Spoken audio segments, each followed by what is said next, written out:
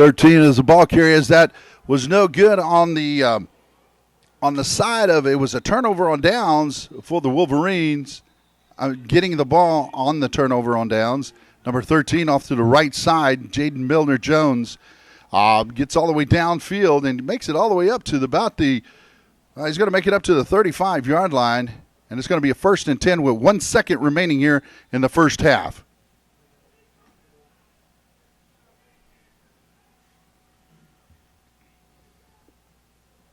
One second remaining with the Wolverines with the ball at their 34-yard line.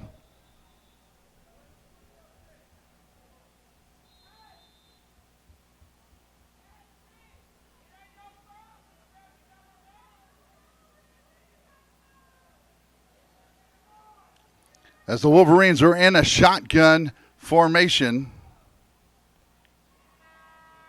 And number 1 takes and throws the pass. He's got a man wide open down the field.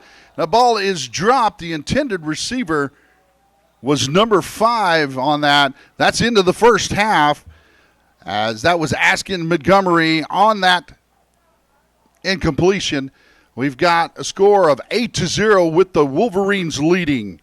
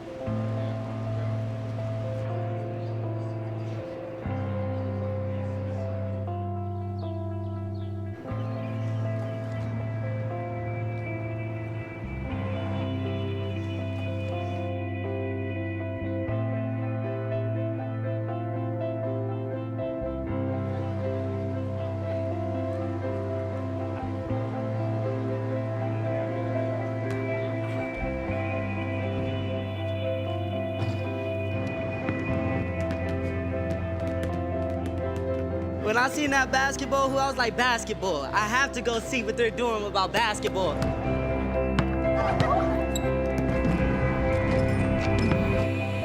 No matter if you're black, white, or pinstripe, everybody can get along once they start bouncing this ball. So we're like New York City, where everybody's just moving fast, but, you know, when you see a basketball hoop, you want to play. Walked in the side door over there and I was like, that's pretty interesting. I don't remember a hoop being there. Putting a basketball hoop anywhere brings a lot of people together. It'll bring smiles out. It'll bring happiness out, you know. And at the end, everybody shake hands and high five.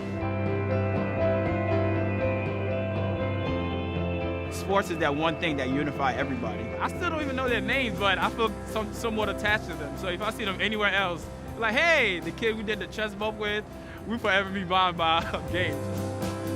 It's a lot more than just basketball. It's character building, it's relationship building, it's life. If I had a goal to give away a day, I'd love to do it.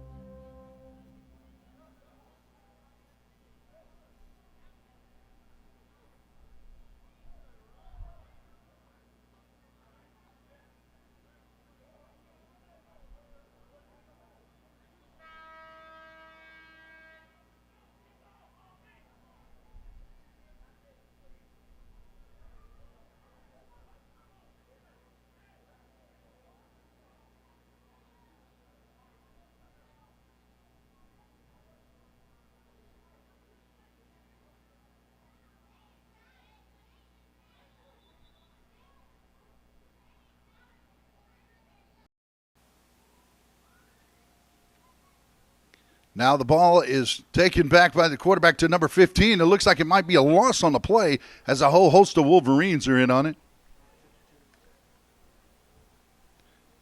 That was number 52 on the tackle, Dalen Harris, as the ball carrier again was William Reynolds.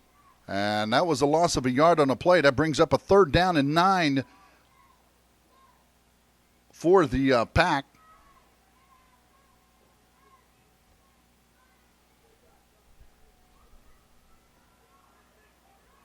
Again, we're here live in San Marcos, Texas, bringing you live the state championship game in our Pee Wee division. And now the ball carries right up the middle, and he gains about a yard. And number 13 was the ball carrier, Troy Lewis. And number 49, Tristan Bennett, brought him down from for the Wolverines.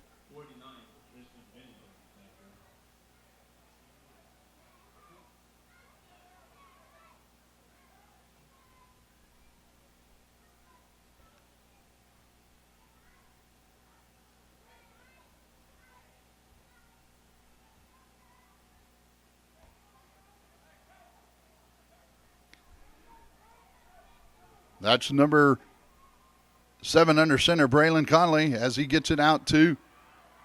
Looks like he's going to have enough for a first down. That's number 15 ball carrier. That's William Reynolds. And number 17 knocks him out of bounds. That's Jordan Johnson for the Wolverines. That's a first down for the Pack Panthers. The ball is going to be spotted at the 24-yard line. It's first down and 10. With about 6.5 minutes remaining here in the third quarter, with the score 8-0, the Wolverines leading the Pack.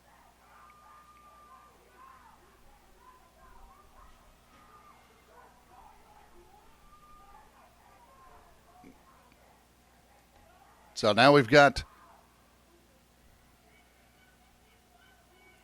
number 7 coming under center, Braylon Conley, hands it off to Reynolds. Reynolds gets up to about the 20-yard line, just shy of the 20, and he was taken down by number 25, Cade Barrett of the Wolverines. The ball is going to be spotted just inside the 21. It's going to bring up about a 2nd down and 4 for the Panthers.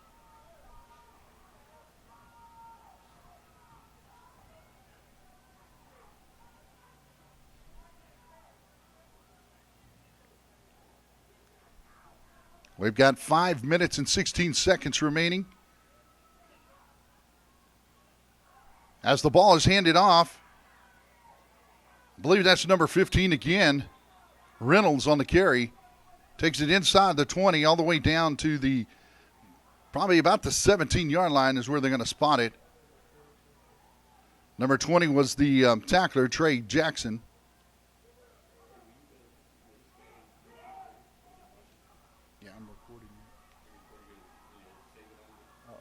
Some of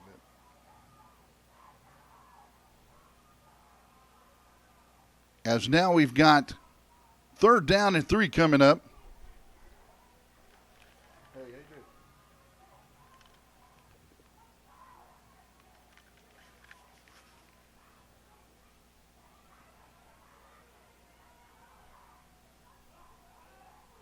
Now the ball carrier is number 5. As he's trying to go forward enough to get a first down. That was Axel Brown. Number 7, Darian Talley on the tackle.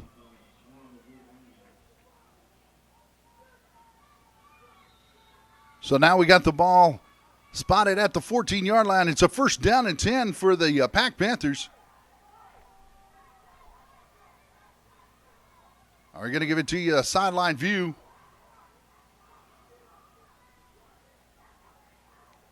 Ball is spotted at about the 14-yard line.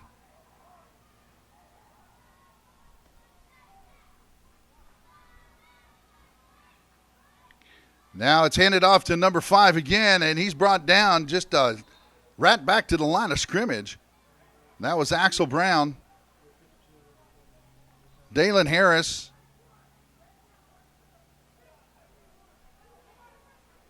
Dalen Harris and Trey Jackson, I believe, were in on the tackle for the Wolverines. That was basically no gain on the play. It's second down, and we're going to go ahead and call it second down and 10. Might have got a half yard.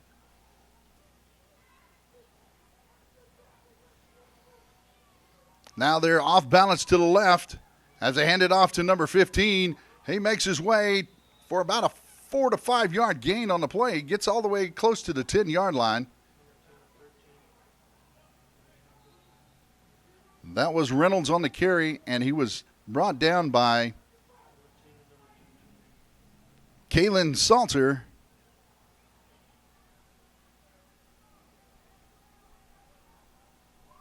Of the Wolverines. So that's going to bring up a third down and about 6 here. They only got 4 yards on the carry, so it's going to bring up a third down and 6. Needs to get inside the 4-yard line for a first and goal situation. But now it's been the North Houston Pack. Panthers taking the ball and driving it down as the ball carrier is Reynolds again. He had a little bit of room off to that left side. He gets it down to the 5-yard line. It's going to bring up a critical down for the Pack Panthers now. It's going to be a fourth down and about 1 yard to go.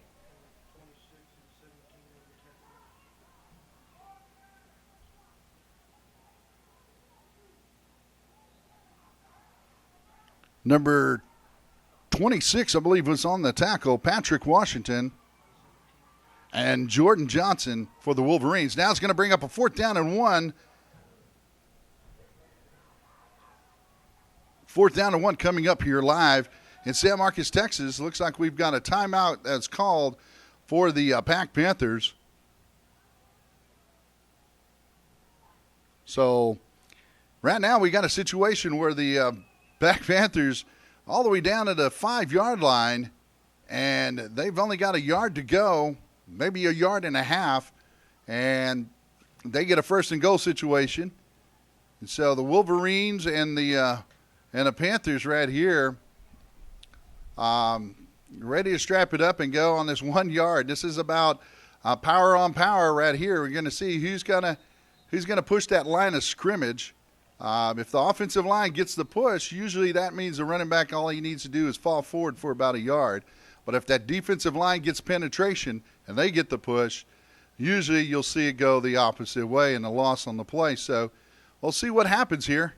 As we got a fourth down situation coming up inside the 10-yard line, and we're spotted the ball right at the 5. So critical territory for both teams here as number 7 comes up. Conley comes up under center with an I formation. They got to split out to the left. The Wolverines off balance, looks like, with their defense to the right side. Now there's a little bit of running room on the left side. It looks like he's got enough for the first down. Takes it down to the 2. 34 was the ball carrier. That's one I haven't called yet.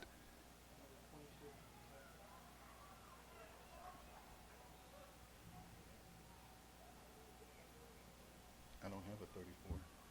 Who was the ball carrier? I mean, who was the runner? Who was the runner? I mean, who was the tackler? 26 was the tackler, Patrick Washington, as I'm getting with my spotter here on that play. But that's a first down. It's going to be first and goal right about the 2-yard line.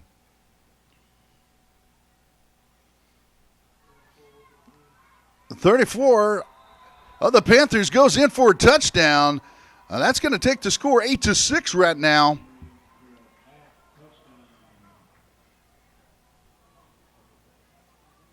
Now they're going to line it up for the 2-point conversion, as the Pack Panthers have to get that 2-point conversion to tie this game up. That's the end of the third quarter, as we're under continuous clock rules here. That's a running clock, so they'll still go ahead and do the 2-point conversion on this end. As the quarterback Conley gets the signal from the coach. And He's under center in the I formation, split out to the left. They get it number 34 again. It looks like he carried a couple in. He's in for the 2-point conversion. We've got ourselves a tied football game right here at the state championship level between the Wolverines and the Pack Panthers. We've got us a tie ball game at the end of the third, and we have a score of 8-8. We're all knotted up here.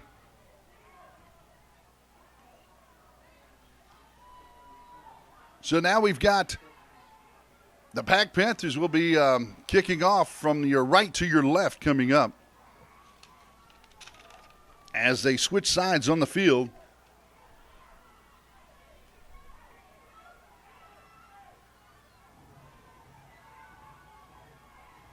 So glad you could come to us live. We don't have the fancy graphics yet, as we'll bring that in next year. We're just getting into YouTube streaming, as we were with Ustream for a little while. Now we're with YouTube, and we've got the streaming equipment. We're just trying to find a bandwidth, and sorry for the technicalities that we had at the beginning of this, but we're bringing to you live the last and most important part of the game right now. It's going to be the fourth quarter.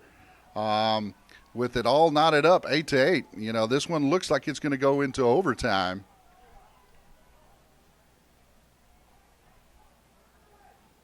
If nobody scores here.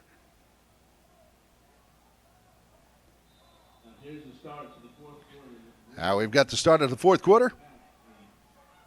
As the Pack Panthers are kicking it off. It's a short kick. It was a short kick, and it looks like it was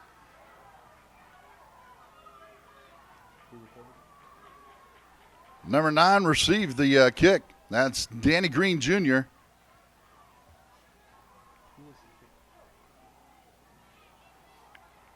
And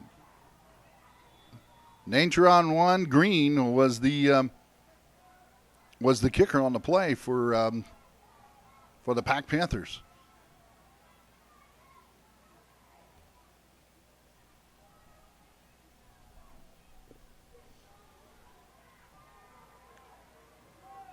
So we have the Wolverines set up with the split backfield and the split in out to the left. They're in an offset I, actually, as number 10 takes the ball, and he gains positive yardage. He gets about 7 yards on that play.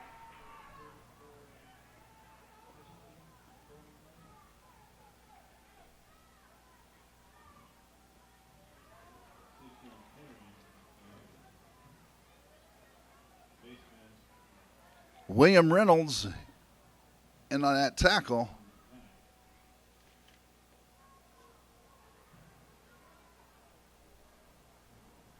So now we've got the, looks like we had a penalty on the play.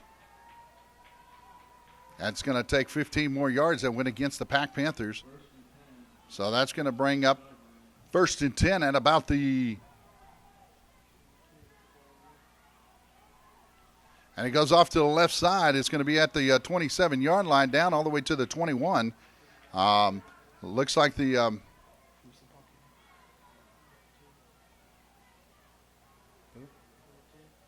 that was number 10, the ball carrier, Kalen Sattler.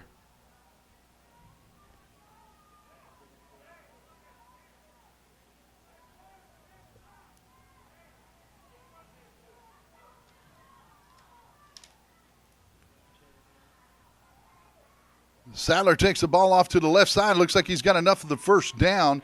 He takes it inside the 15-yard line. Probably they're going to spot him about the 13-yard line. That's going to be a first down for the Wolverines. Number 15, William Reynolds, was in on that tackle as it's a quick set. They go off to that left side.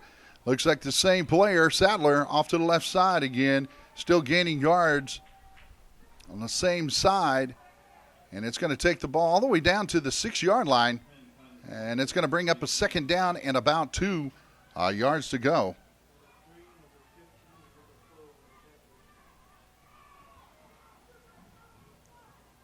Number 3 in on the tackle for the Wolverines. James Bow. It looks like a touchdown right here for the Wolverines, as they go in a matter of 4 minutes. Within 4 minutes, they take the ball straight down the field. Awful runs to the left side by Sattler. And Sattler finishes it off with the touchdown. That brings the score 14-8 with the 2-point conversion pending here. Looks like they're setting up with the offset eye as they try to go, look like a fake inside reverse. Ball's going out to number 13 on the outside. He's going to be stopped behind the line by a host of Panthers. That was number 13, Jaden Milner-Jones on the carry. He was stopped by a host of Panthers. I believe number 5 was the first one to get there by the Pack Panthers, and that was Axel Brown. So now we're going to have a kickoff by the Wolverines going left to right.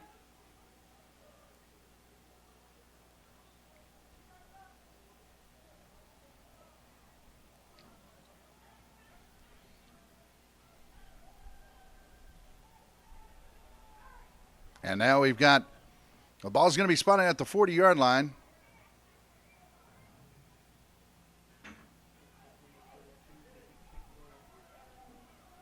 Now, you might not see very many fans in the stands on the visitor side because they're all over here on the home side. So we got a packed house over here, and not using the bleachers because of school issues with that, I believe. I don't know if it's trash and all, but still. Now the ball is kicked off, and it's right down to the 40. It looks like it's recovered by the Pack Panthers. There was a couple of Wolverines close by. That was number 1 that recovered it for the Pack Panthers. So the Pack Panthers have pretty good field position as starting at their own 40-yard line. And they'll be going from the right to your left.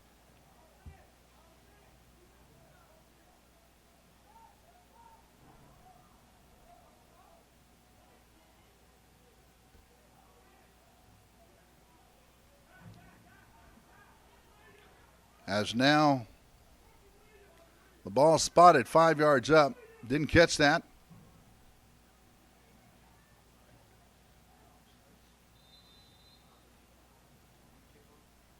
So they had offsides on the kickoff, so we got to advance it 5 yards, or the Pack Panthers got to advance it 5 yards. As the Wolverines are leading here with 4 minutes remaining in the game. We got the Wolverines leading 14-8. So a touchdown and 2-point conversion by the Pack Panthers could win the game, or a touchdown will tie the game.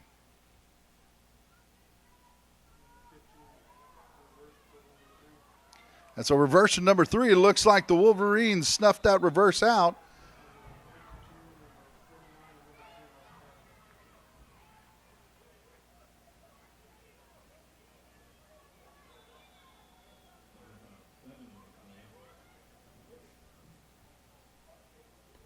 Which one? 52, Dalen Harris in on that tackle.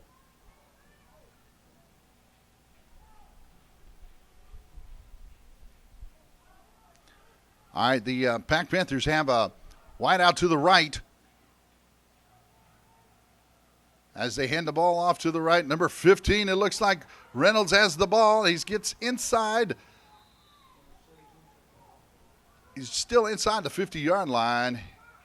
And that's a gain of about 8 yards on the play, but they, from the loss on the previous play, is still going to bring up a 3rd and long here. It's about a 3rd and 7 coming up for the Pack Panthers, as it's about 2 minutes and a half remaining here in the fourth quarter. The Pack Panthers are trailing 14-8 as the Wolverines lead. The Fort Worth Wolverines lead a score 14-8. So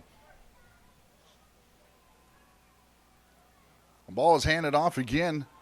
The Reynolds, as it looks like he's trying to find some room on the outside. We do have a flag on the play. He's brought down by number 10, Kalen Salter. And so we've got penalty that's going to go against the Pack Panthers.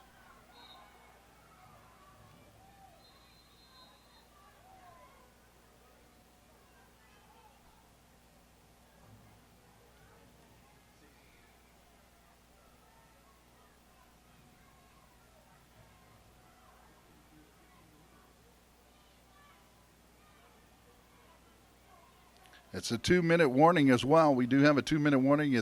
Everything is now regulation play. It's not a running clock.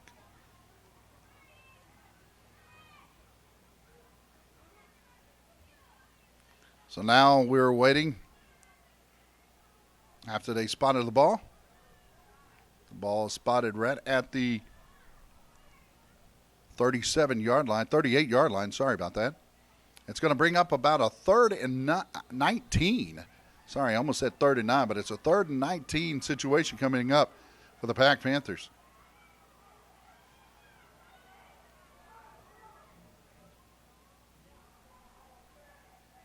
So right now we have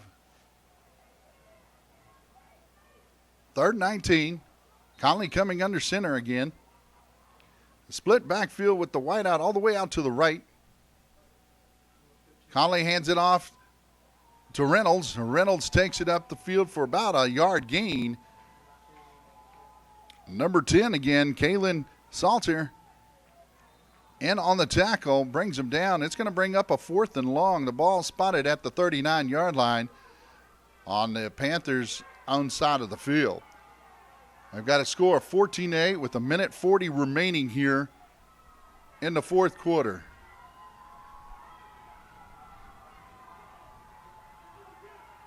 So now we have the Pack Panthers coming up.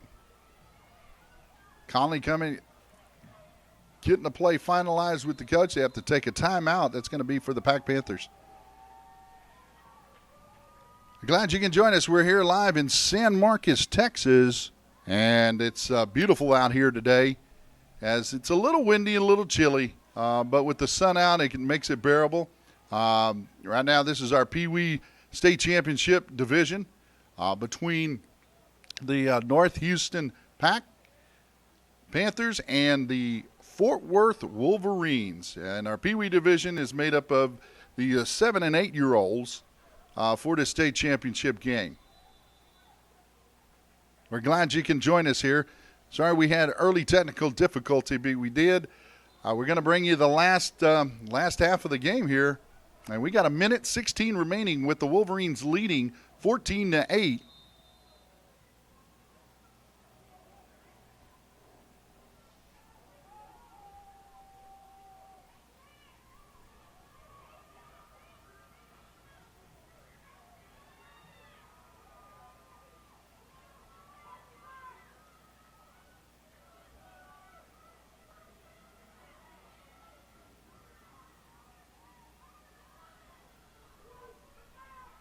So here we go. I formation offset. They fake it one way to go the opposite way, and that's number 15. Reynolds got some running room on the outside. He's brought down hard. I believe that was by number 17, Jordan Johnson. Jordan Johnson made probably the tackle of the game right there, as looked like Reynolds was going to have some running room. He only had one man to beat, and that was Jordan Johnson, who made that tackle on that particular play.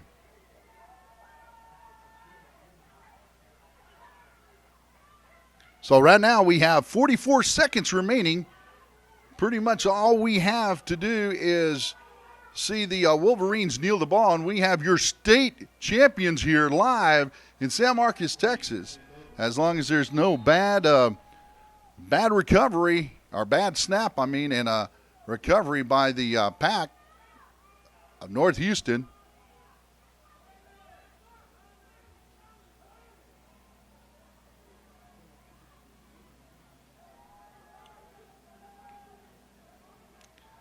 So now we've got the Wolverines coming up.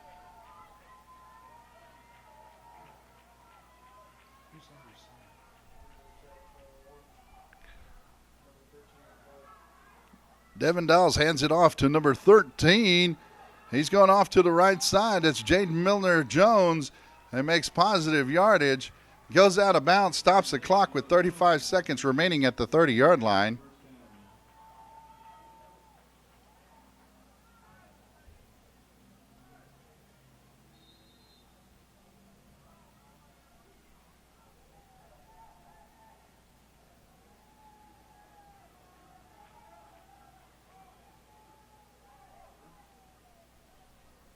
So now we've got 35 seconds remaining. The Wolverines have the ball and the lead, 14-8.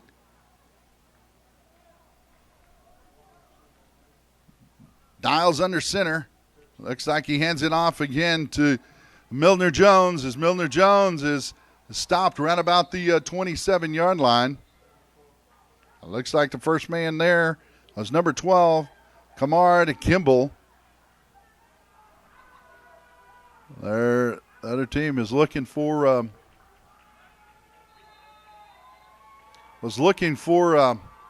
fumble on it as the whistle had blown.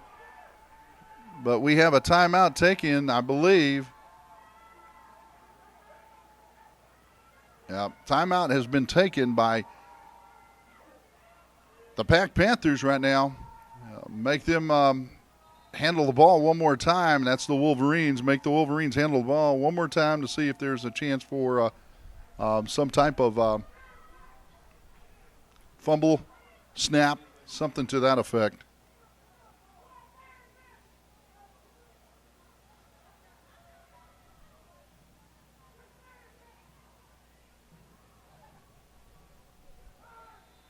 So now, again, we have 7 seconds remaining in the game. Wolverines have the lead, 14 over Pack, with a score of 8. So it's 14-8. Second down and 8.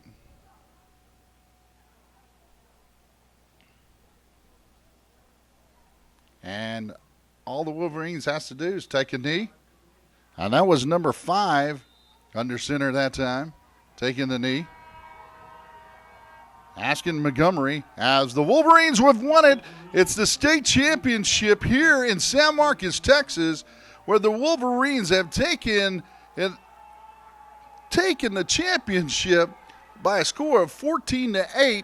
Now, don't take any credit away from the Pack Panthers as they fought to the end, and they had come out in that second half and took the ball and just took it down the field a little at a time.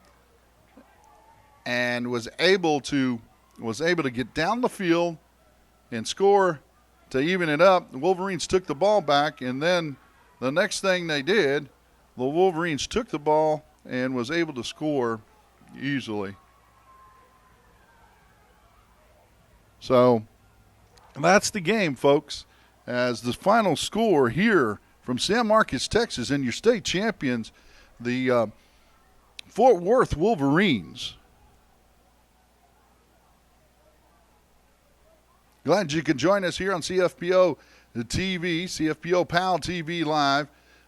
Sorry we had some technical difficulties early in the game, but again, hats off to both these teams as they played with a lot of heart, and we saw a lot of good action. So I hope we can have a big crowd come out here as well to join us for our next game that'll be in our junior division. That'll be our 9 and 10-year-olds.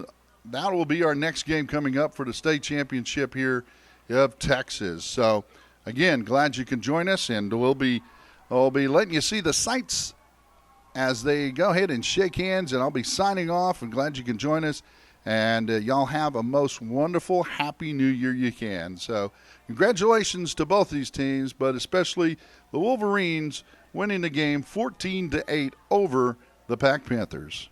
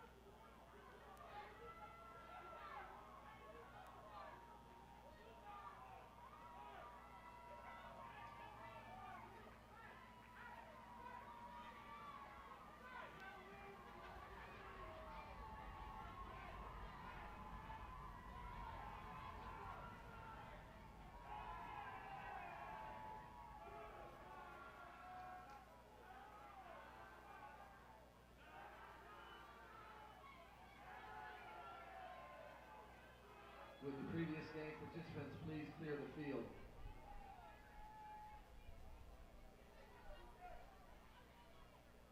What y'all walking for? Let's go! Do your damn job! Put that helmet on your head! Let's go! Keep your head up!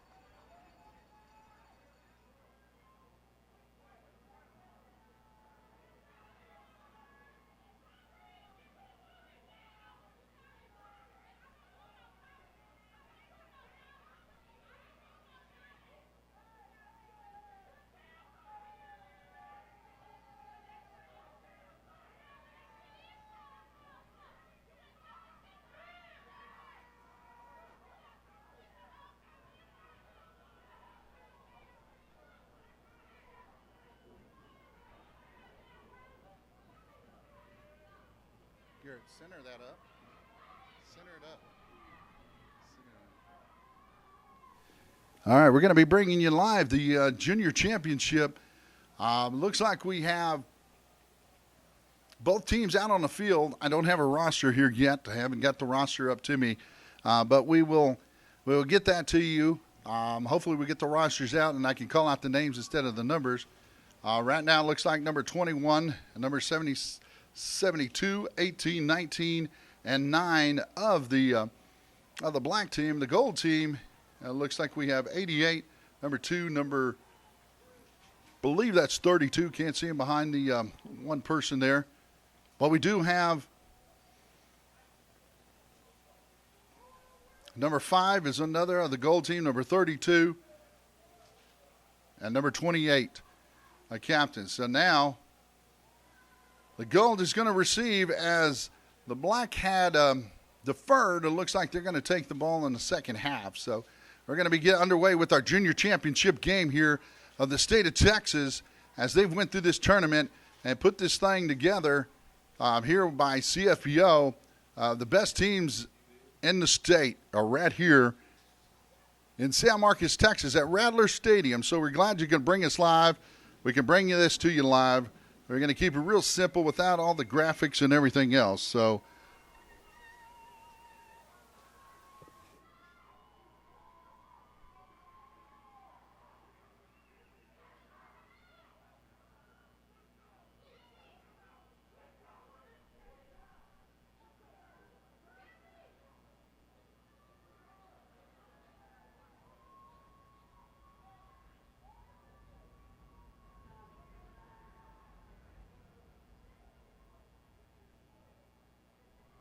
Welcome to the 2015 Junior State Championship.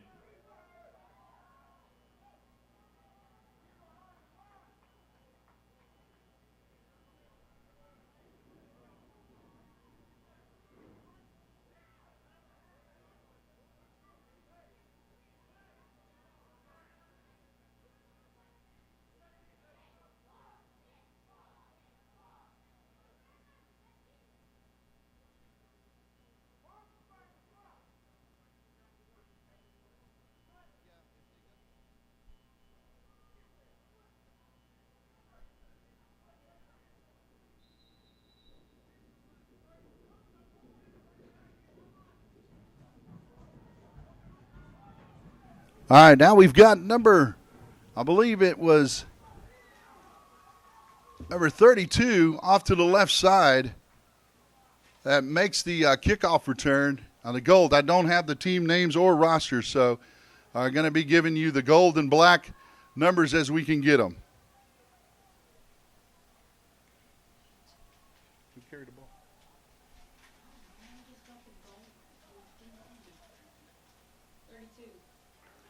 All right, now the ball is going to be spotted for the gold team here.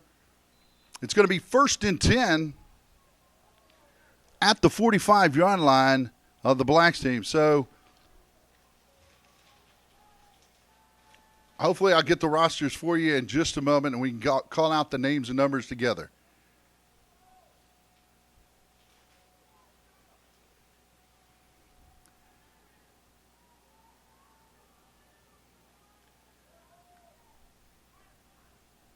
There's a ball loose. The ball comes loose, and the black team does recover it.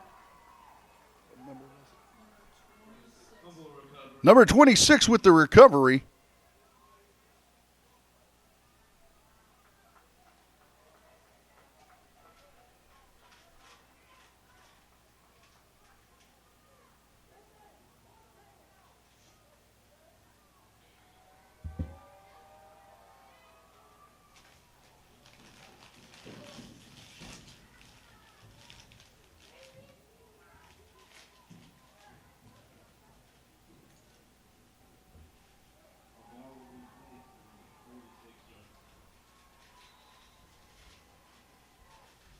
As now the ball is going to be spotted at about the 46-yard line.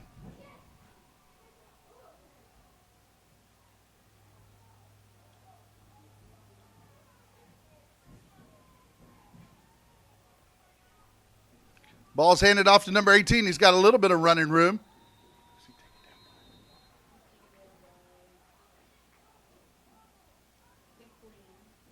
Taken down by number 41. I'm sorry, by 49 of the Gold. That's going to be a gain of about 3 yards on the play.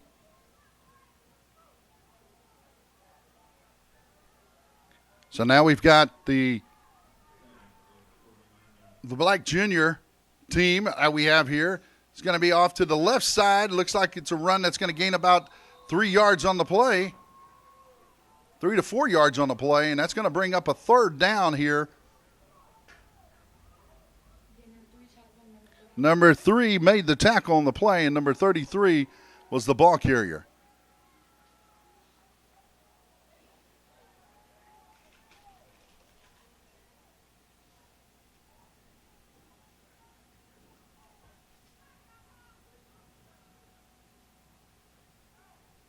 So now we got a handoff to the right. He's met right away in the backfield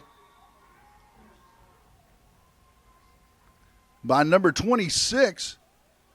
Made the tackle as there was no gain on the play. The ball spotted at the 48-yard line. Going to bring up about a 4th and 4 coming up here. I believe that's the Outlaws.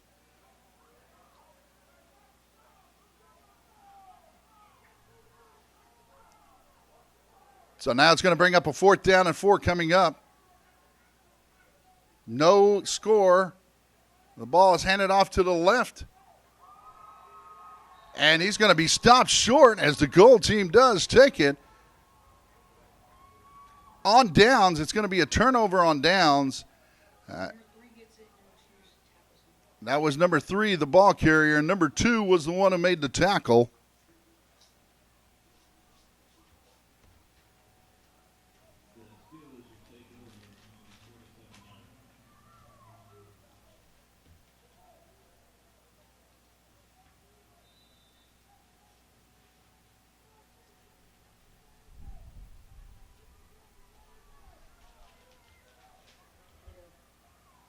Now the Gold team goes in I formation. They fake the handoff to the tailback as the quarterback keeps it off to the left side. He gains about 5 to 6 yards on the play.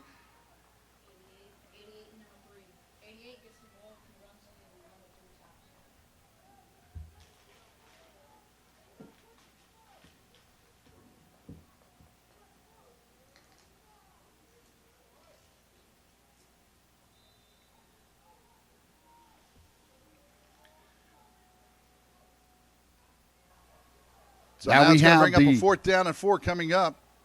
Gold team with the 2nd down and about 4 to 5 coming up. Ball is handed off to the left. And he's going to be stopped short as the Gold team does take it. 72 and on the tackle for the Black team. It's going to bring up a 3rd down and about 5. Going to bring down up about a 3rd and 5 right now.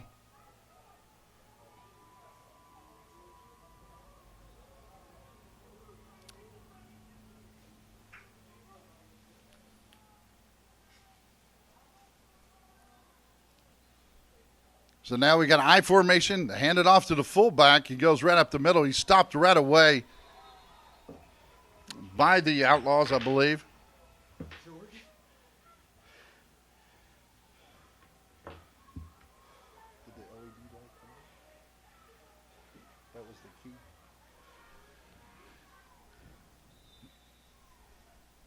So now we have a 4th down and about 6 at their play.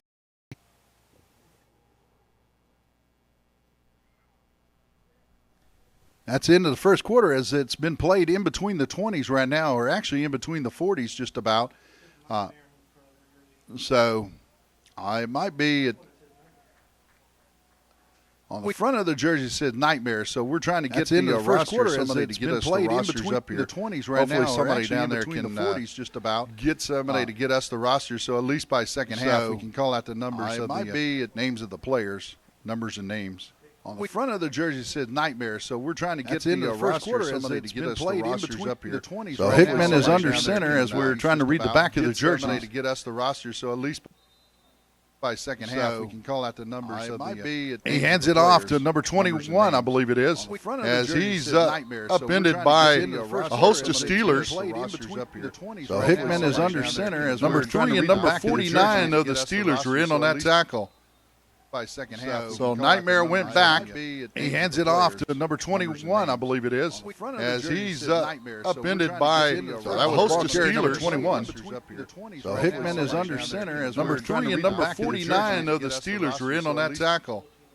By second half. So Nightmare went back. He hands it off to number 21. So we're going to, as he's have the ball spotted at the 42-yard line. It's going to be a second down and Hickman is under second down and 13 coming up with the stack formation by Nightmare as they hand it off to the end. It's an end around that stopped right at the line of scrimmage. So it's going to bring up a 3rd down and 13 coming up for Nightmare. And so Hickman is under second down and 13 coming up with the stack formation by Nightmare as they hand it off to the end. It's an end around that was stopped right at the line of scrimmage. For the Steelers, bring up a 3rd down and 13 coming up for Nightmare. And so Hickman is under second down and 13 coming up with the stack formation by Nightmare as they hand it off. So right now, this is the junior division state championship for the Steelers, between Nightmare and the Steelers. We have a tied score, all knotted up at 0. Defensive battle right now. As they hand it off. So right now, this is the junior division state championship for the Steelers, between Nightmare and the Steelers. So now the Nightmare comes up and a stack as it looks to be a quarterback keeper. Defensive battle right now. By number 19, he gets off to the right side. So right now, this is the junior division. As Hickman takes it out to the right side on that 3rd down play. We've got a flag on the play, and the flag is spotted right about at the 40-yard line. For the Steelers, between Nightmare and the Steelers. So now the Nightmare comes up called holding against the Nightmare. As it looks to be a quarterback keeper. Defensive battle right now. By number 19, he gets off. Again, we're here at this big stadium, and we only have one side of the field, so disregard the empty stands over there where they put everybody on the home side. Hickman takes it out to the right side on that 3rd down play. On the field look. We've got a flag on the field, and the flag is spotted right about at the 40-yard line.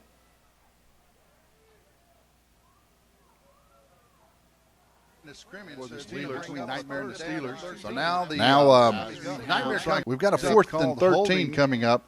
We've got 6 Nightmare minutes remaining, about 6.5 minutes remaining here in the first half with the score 0-0.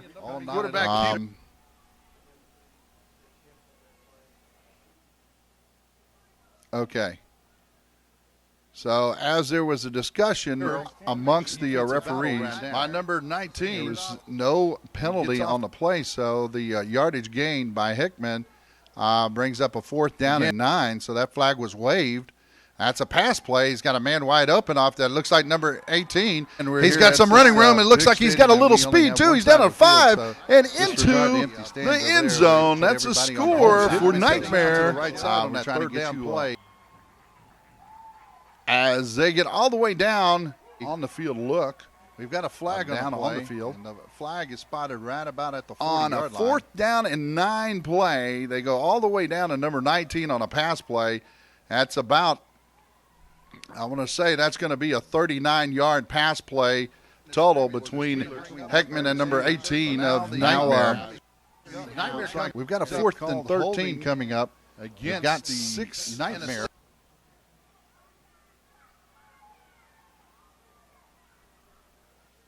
Minutes remaining. Number 72 is the ball carrier, and he just got in. He bowled over a couple of players. I think that's Guerrero for Nightmare that gets the 2-point conversion.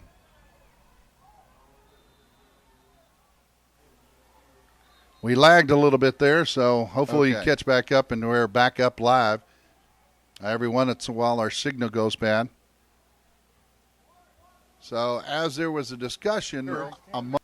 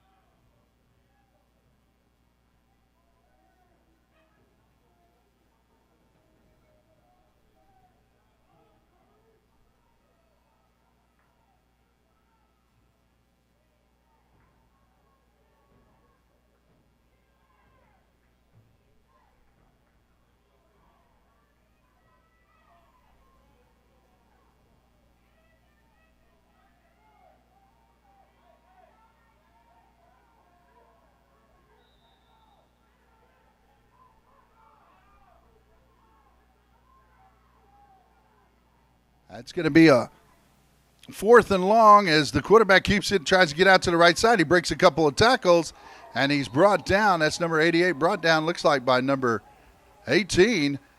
So he makes a touchdown on one end as a receiver, and now a big tackler.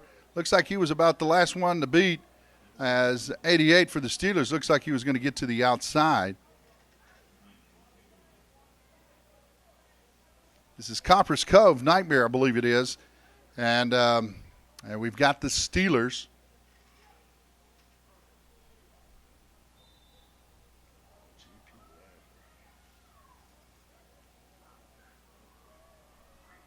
And so now you got Nightmare lined up in a stack formation as the quarterback keeps it, but the Steelers sniffed that one out. Number 49 was in on that tackle for the Steelers. And we've got a stoppage as we got a timeout call by the Copper's Cove Nightmare.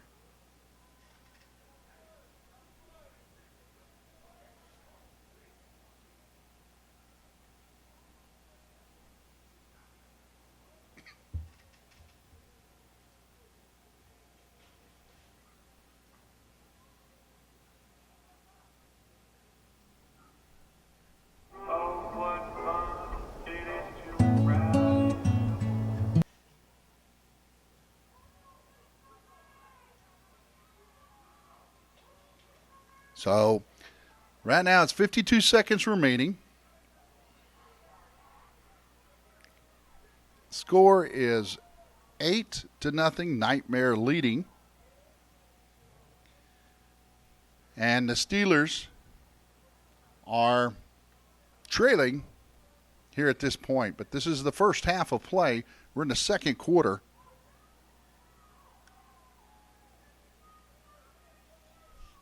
So as we get lined up for Nightmare, it looks like they're going to have 2 wideouts. They're going to have wideout to the left, 2 wideouts on each side. So now he got the quarterback, looks to pass.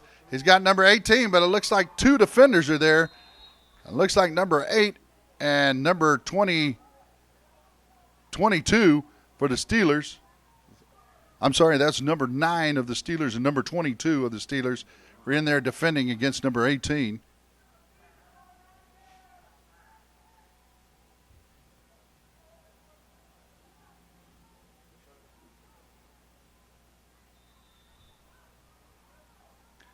So now this brings up a 3rd down and long.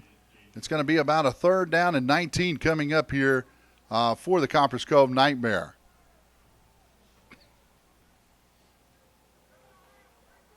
As they're going to let the clock run out here at the first half of play in the state championship game, we have the Copperas Cove Nightmare leading 8-0 over the Steelers. So if somebody has a roster, please let them know. We need a roster up here for both teams because we don't have rosters for either in the PA box or the broadcasting booth.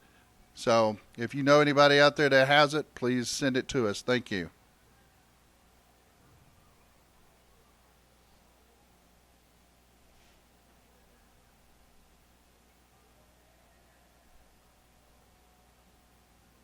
Good job, Dustin.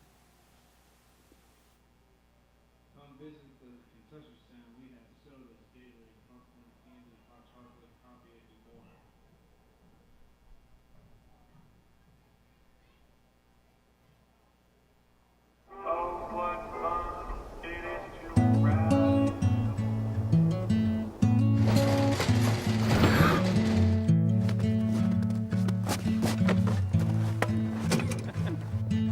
She was a good companion, eyes like the Grand Canyon. She was an American beauty. She was a long goodbye. She was the best I lived by. She was an American beauty. With her wafers on in the summer sun, her touch felt like a loaded gun. Wish I had held her long. Wish I had held her long.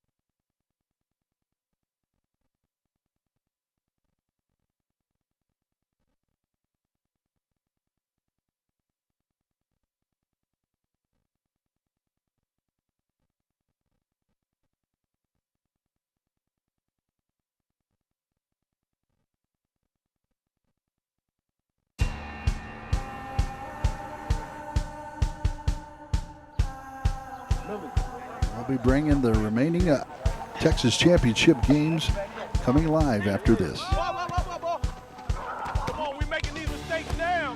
We making all these mistakes now. What you gonna do when it's Hell Week? You gonna be able to handle Hell Week? Run. I'm the head football coach here at Martin Luther King High School.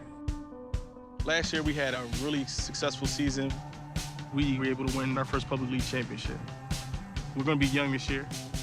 There's going to be a lot of kids that need to step up and grow into leadership positions. And Hell Week is an opportunity for us to write the first chapter of our new story. Y'all ready? Down up? One. That's not one. Down up? One. That's not one. Down up? One. I ain't satisfied yet. You want to be a boy, you want to be a cougar. We've got to find out what the Cougars do. With the rest of y'all deaf, what the Cougars do? What the Cougars do? What the Cougars do? It's been a long off-season. We've been chopping wood since December. The off-season is over. Full contact football all week long, nowhere to run, nowhere to hide. You're a child in the off-season. And then you grow up once you get to Hell Week.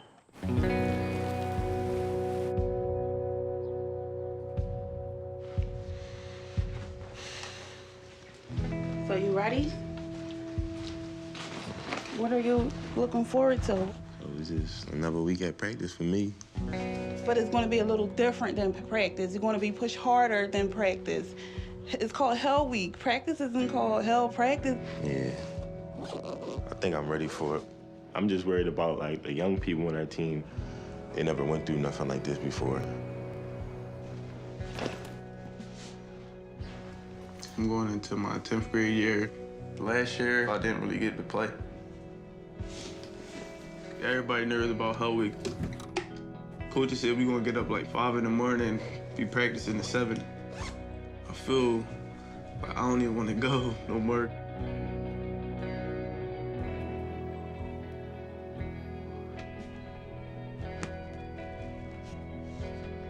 Lord Father God, I just pray that you watch over my son that's going up to Lincoln on this week, Lord Father God. That you let their chaperones be strong to give the boys what they need, Lord Father God. And I pray that you send all our sons home safe in Jesus' name, amen. All right, Mom. Be safe. All right, you too. I look at football as my way out of the neighborhood I live in. A lot of people don't make it out, you know, and I don't want to be just like a statistic. So, like, football is my life. Our kids don't grow up having everything. You know, a lot of them come from single-parent homes or challenging situations. They don't even know anybody who's been to college or lives on a campus. This year we have a unique opportunity to go to Lincoln University and have Hell Week on their campus. For 1 week, these kids don't have to worry about all the challenges at home. These guys could be football players for a week.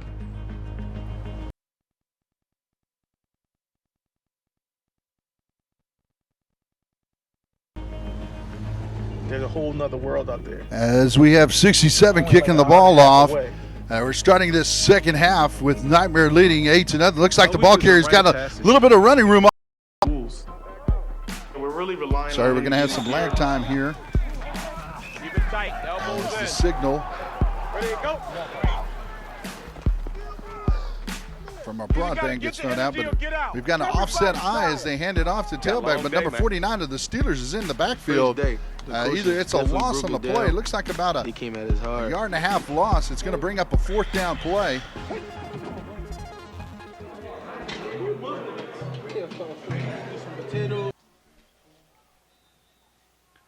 Number 3,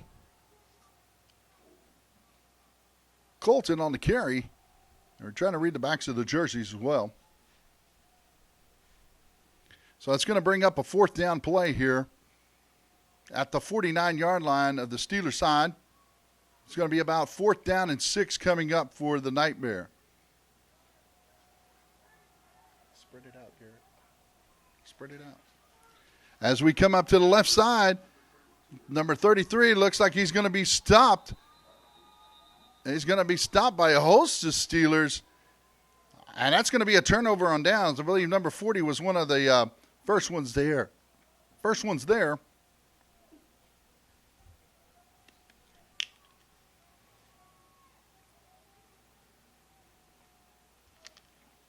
That's a turnover on downs. 1st and 10 at midfield for the Steelers. Good field position. Now let's hope and see if we can see if they can take advantage of it.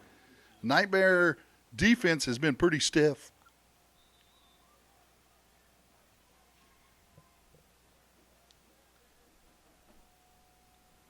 Looks like a wishbone formation. That's handed off to the left halfback, number 7, as he stopped basically for no gain on the play. So it's going to bring up still a 2nd down and 10 coming up.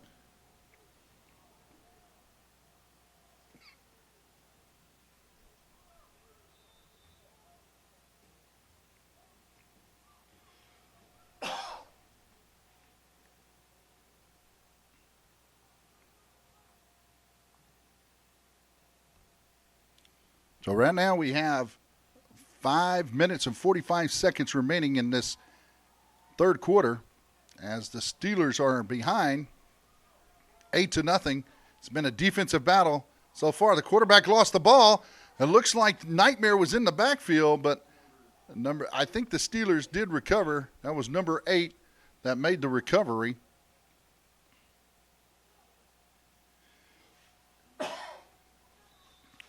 So now we have 3rd down and 13 coming up for the Steelers.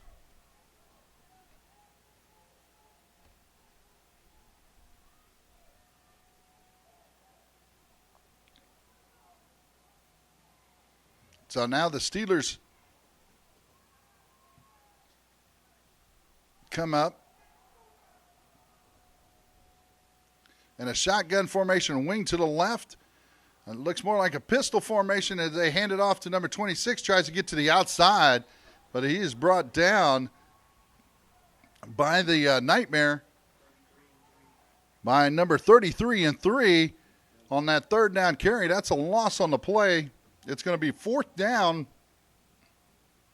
and long. I think it's going to be about fourth down and 18 coming up.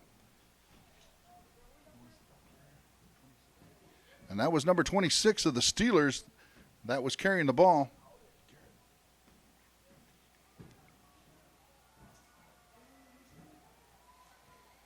Now we've got the ball. Looks like the quarterback was trying to keep it, number 8, and went off to the left side and then cut it back to the right, and he was met by a host of Nightmare players. 33, I believe, was the first one there of Nightmare.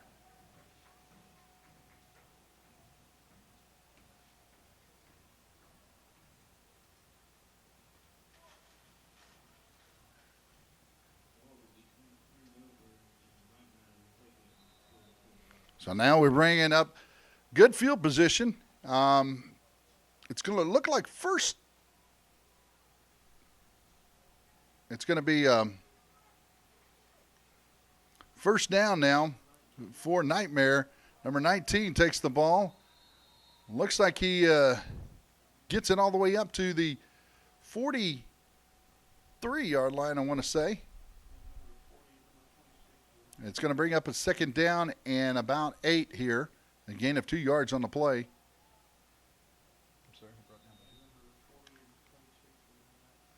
Number 26 in on that tackle for the Steelers.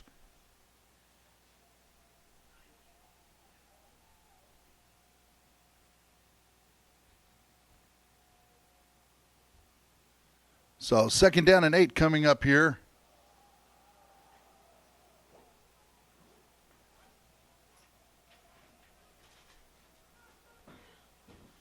By the Nightmare as they hand it off to the tailback. Number 3 goes off to the left side. Looked like 49 was down by his feet early, but he was brought down by 40 and number 5 of the Steelers.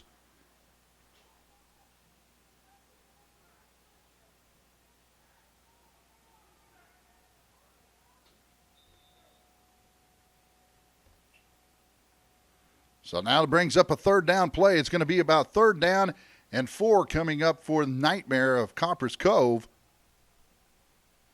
Folks, we're glad we can have you join us here live here from San Marcos, Texas, at Rattler Stadium. This is our junior state championship game made up of 9 and 10-year-olds here in the state of Texas. So right now it's Coppers Cove versus the Steelers.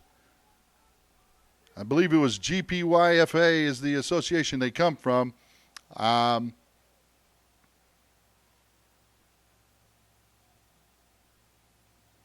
So we've got, I believe, a delay of game was called against the Nightmare. So it's going to bring a third down and 9 coming up after that 5-yard mark-off against them. We've got 1:19 left. As it looks like we've got a false start, or do we have defensive encroachment? So there, look. I believe they're pointing towards the defense. So they're going to have a conference here with 1:04 left in the third quarter. Nightmare leads 8-0 over the Steelers. It's been a hard-fought defensive battle game. We had one big pass play. I believe it was a 39-yard pass play that went for the Nightmare in the first half on a fourth down play that got them the score. And then a 2-point conversion made it 8-0. So right now we haven't had a score, I believe, in the last 1.5 quarters or more. So glad you could join us again live from Rattler Stadium in San Marcos, Texas. Brand new facility here, almost as good as any university that you could find too. So that went against the Steelers. That was defensive encroachment. As it brings up now 3rd down and 4. We went from 3rd down the first time, and then false start or delay game went against the Nightmare. Took it to 3rd and 9, and then defensive encroachment takes it to 3rd and 4. So back to the same spot. There we go. Stack formation with 2 wideouts as they hand it off to the second back in line. I believe that was number 3. He was brought down first, I believe, by number 49. He got in the backfield, and number 44 as well was in on that tackle for the Steelers. It's going to bring up a 4th down and 3. That was only a gain of a yard by number 3. And we've got 17 seconds remaining here in the third quarter.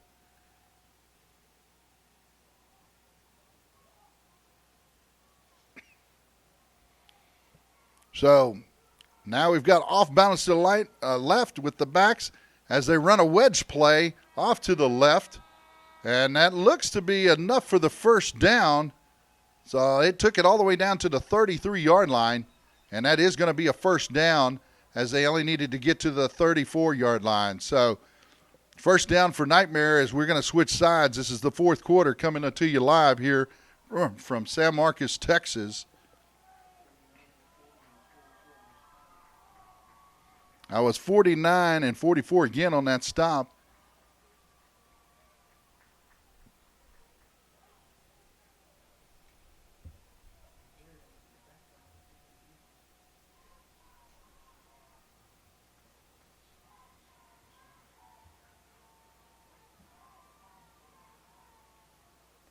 Now we've got a little bit of time in between the quarter. Again, both these teams had to go through a tournament schedule, a play, and to make it here, they also had to either win their league or come in another tournament that had to be in the top 2.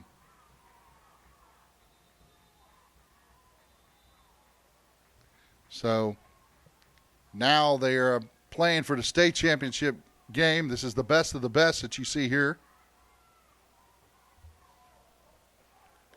All right, first down and 10 for the Nightmares. They're in their stack formation, double tight. Hand it off to the fullback. Number 72's got some room. He's down to the 25, down to the 23. He's brought down by number 7 and number 32 of the Steelers. I believe that's Guerrero.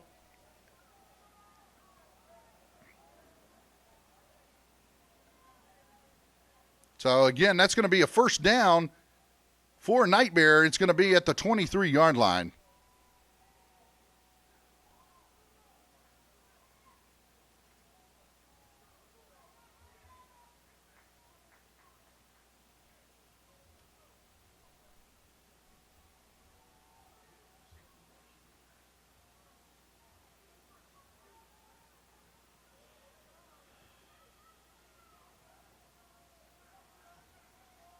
So now we've got 72 Guerrero going right up the middle, and he gets to the 20-yard line on that first down play. That's going to be a second down and 7 coming up as he got 3 yards on the play. 21 and 44 in for the Steelers. So we're getting you a sideline view. We'll come back up top.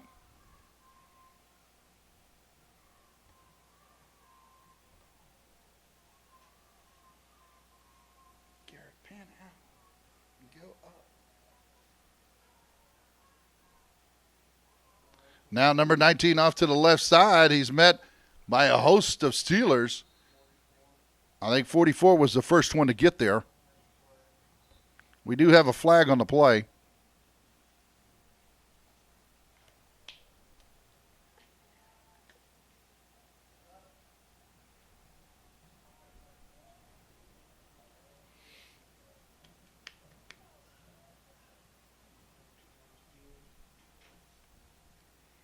All right, looks like it's going to be against the Steelers here. So Nightmare gets a break.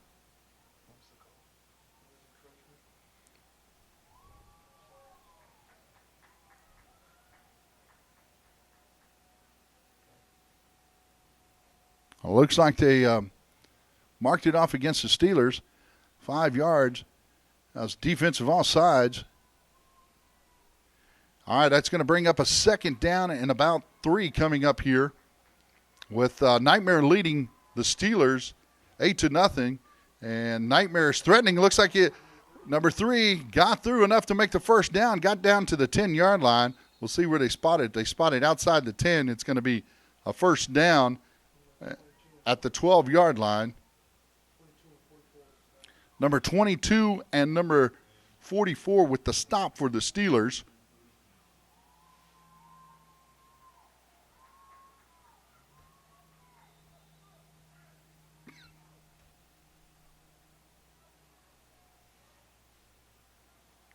So now we've got the night.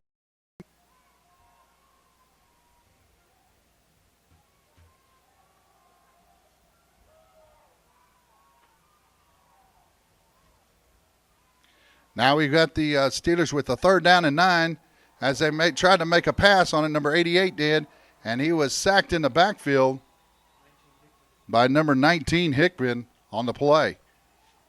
That's going to bring up a 4th and long, and we've got a timeout by the Steelers taken.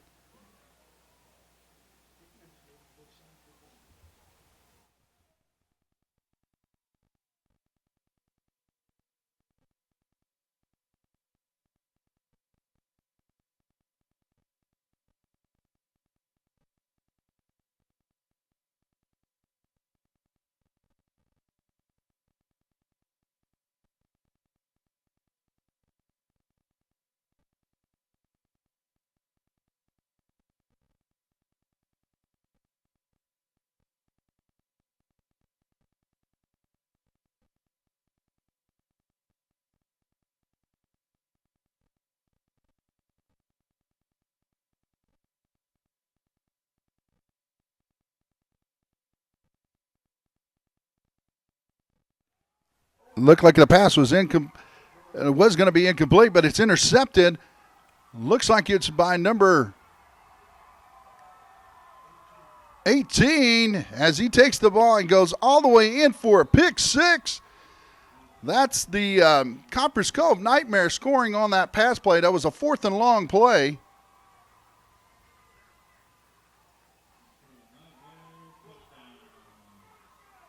That was a touchdown by the Nightmare as they take it now. With that, takes the score 22-0 with a 2-point conversion pending.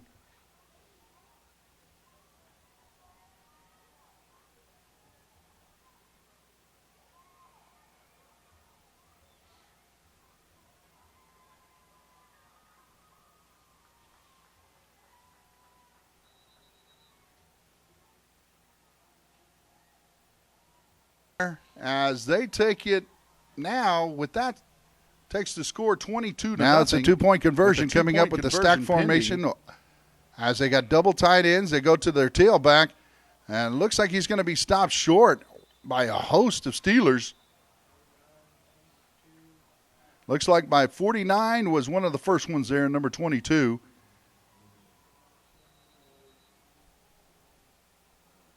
I believe the ball carrier was number 3. As they take it now, but we do have a flag on the play. Takes the score 22-0. Now it's a 2-point conversion coming up with the stack formation line as they got double tight ends. They go to their tailback. Extra point fails. Looks like he's going to be stopped short by a host of Steelers. No good. Looks like by 49 was one of the first ones. But there, the score still now is 22-0. With the Copper's Cove Nightmare leading as they take it. The Steelers. We do have a flag on the play, and we've got a minute 55 remaining coming up in the game. Stack formation line as they got double tight ends. They go to their tip.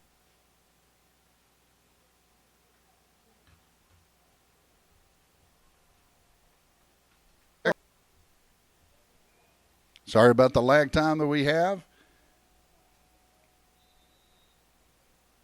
We'll be ready to no, they enforced it, the penalty on the kickoff, so it was against the Steelers. So number 3's kicked off, and the ball is spotted right. It's going to be spotted right there by the 45-yard line.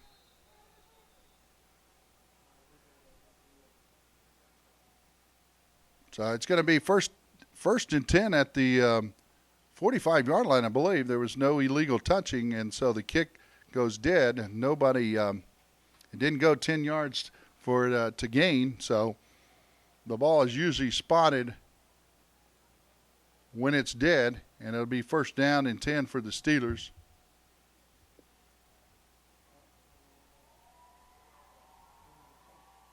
Well, they will call it illegal touching. Sorry about the lag there, but it'll be for an illegal touching against the Nightmare, because I guess it hit off of the kicker after he got a part of it and then hit it with the other part of his foot, and that's illegal touching. That takes him 5 yards back, so it'll be at the 50-yard line. So it's first and 10 for the Steelers. 1:55 remaining. We're inside 2 minutes of the fourth quarter here, so the time does stop as regulation goes.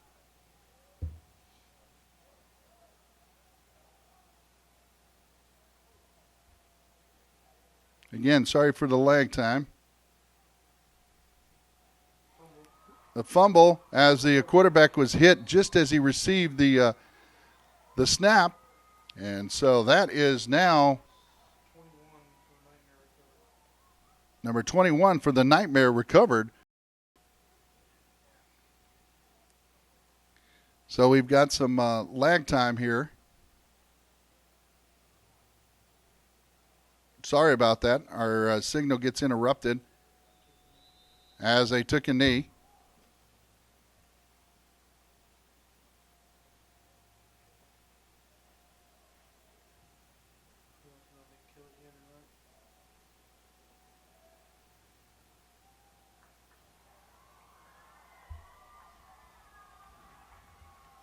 Okay, so now that's your we got 20 seconds remaining as that quarterback took the ball down. I don't know where I got 30 from. As that will end the game as they'll line up on the 50. Your world champions right now will be the state champions. I said world champions, but state champions here. We're in another world here in Texas anyway. So state champions will go to the Copper's Cove Nightmare as they beat the Steelers. So congratulations to both teams for making it this far, as you will receive a ring for the state championship for those players of Nightmare. So congratulations again, and we wish you a happy new year. We'll be signing out, and we'll be coming back to you live for the next game, which is our seniors, 11 and 12-year-olds, coming up next.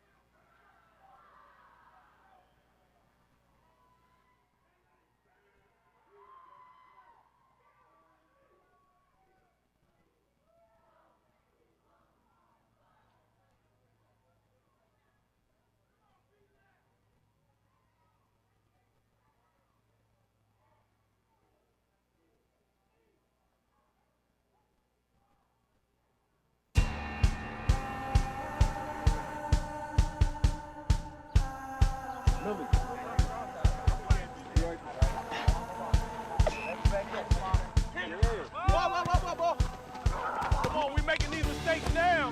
We're making all these mistakes now. What you gonna do when it's Hell Week? You gonna be able to handle Hell Week? Run. I'm the head football coach here at Martin Luther King High School. Last year we had a really successful season. We were able to win our first public league championship. We're gonna be young this year. There's gonna be a lot of kids that need to step up and grow in their leadership positions. And Hell Week is an opportunity for us to write the first chapter of our new story.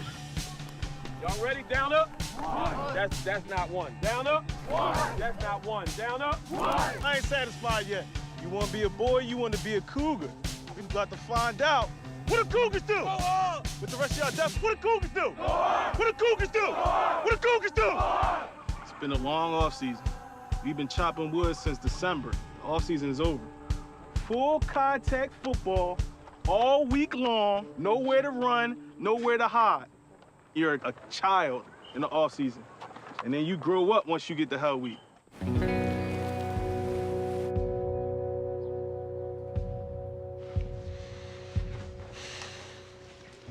So you ready? What are you looking forward to? It was just another week at practice for me. But it's going to be a little different than practice. You're going to be pushed harder than practice. It's called Hell Week. Practice isn't called Hell Practice. Yeah. I think I'm ready for it. I'm just worried about like the young people on our team. They never went through nothing like this before. I'm going into my 10th grade year. Last year, I didn't really get to play. Everybody nervous about Hell Week. Coach said we're gonna get up like 5 in the morning, be practicing at 7.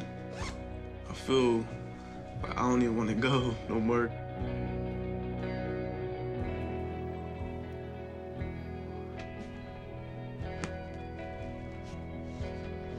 Lord Father God, I just pray that you watch over my son that's going up to Lincoln on this week, Lord Father God, that you let their chaperones be strong to give the boys what they need, Lord Father God. And I pray that you send all our sons home safe in Jesus' name, amen.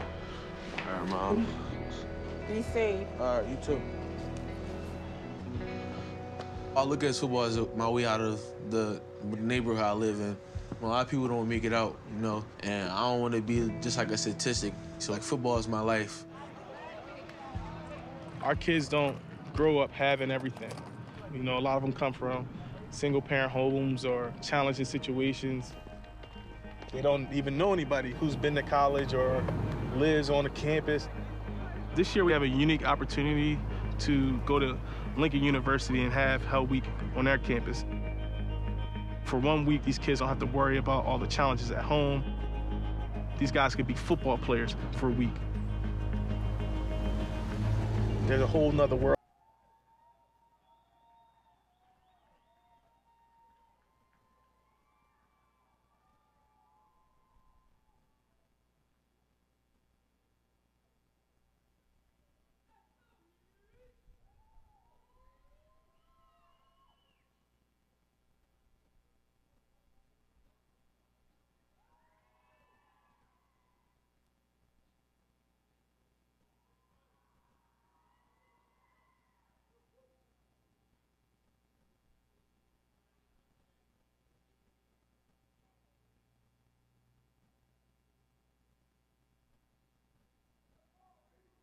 Who is this?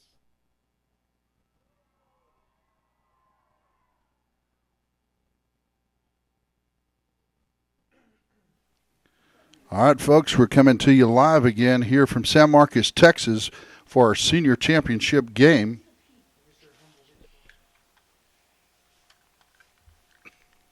And so now we've got between the Humble Hit Squad and the Texas Heat, I believe. And that's in our senior bowl game coming up here, going to be live, as it looks like they've won the toss and elected to receive. That's the Heat. And then the Hit Squad is going to be kicking off from right to left. So we've had a little bit of lag time. Our signals go in and out.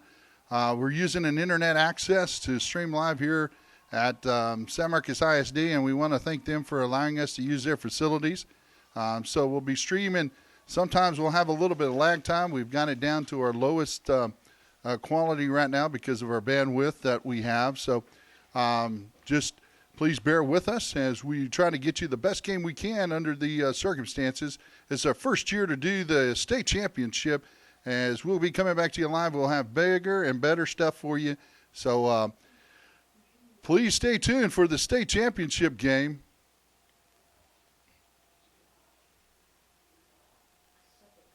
So it's coming to you live here in San Marcos, Texas.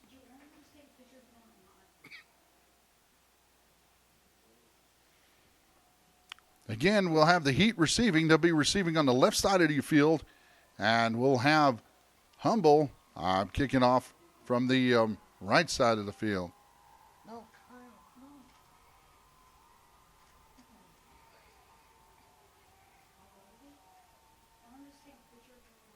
Get away from that black line.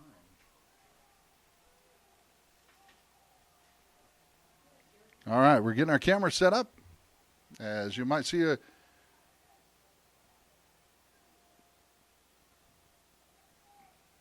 they need that one back.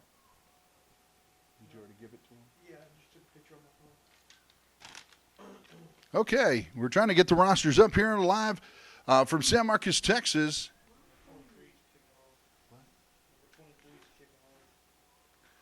That's number 23 kicking off for Humble.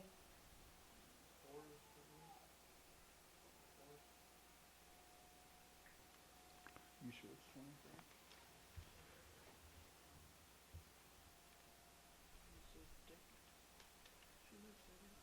Okay.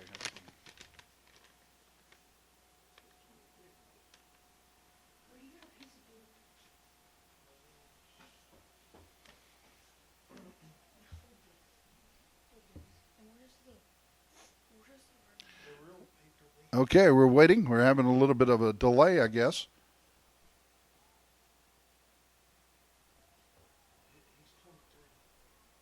Sure it's not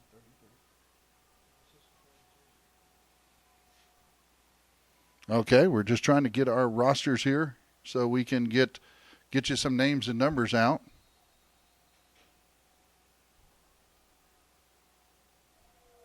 It kicks away, and it goes down to the 41-yard line. It's picked up by the Heat.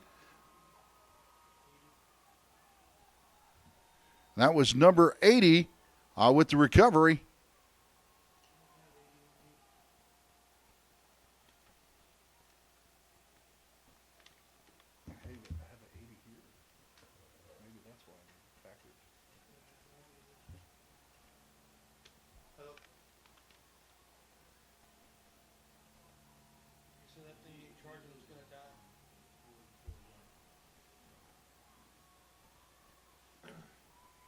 Okay, we'll just leave it plugged in and see what happens. He said just leave it plugged in, see what happens. All right, we've got the ball spotted at the 44-yard line.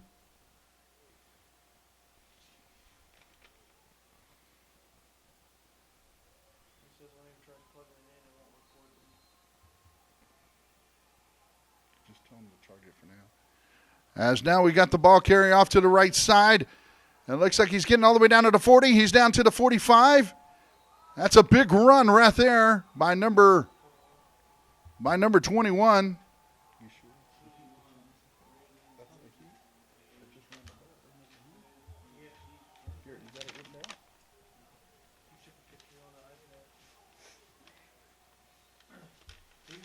Okay, that was the Heat player that just ran it all the way down to the 34-yard line, 33-yard line, and missed snap on the play. Does it say Heat on their jersey?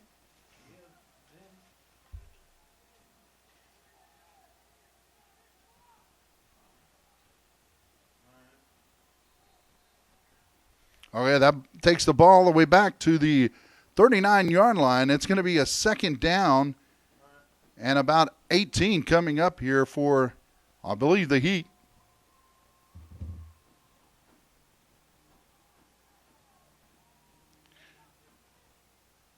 As they're in offset eye, they hand it off to the tailback. Tailback's met right away at the line of scrimmage. It's going to be a loss on the play, about a half yard.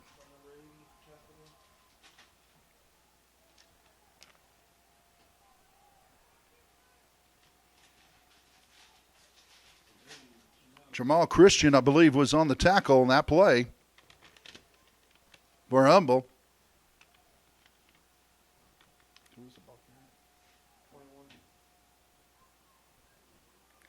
And 21, Braylon Bridges was the ball carrier on the play for the Heat.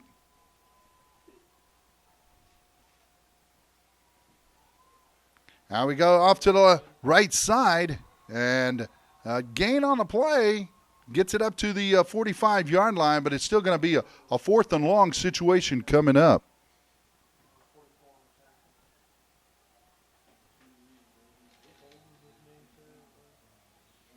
Davon Holden was the hit squad tackler.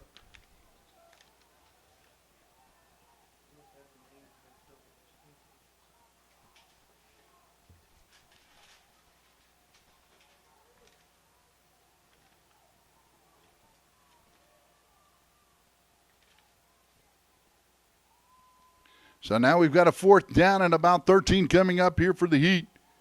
As they fake the handoff to the tailback. What number is he? 22.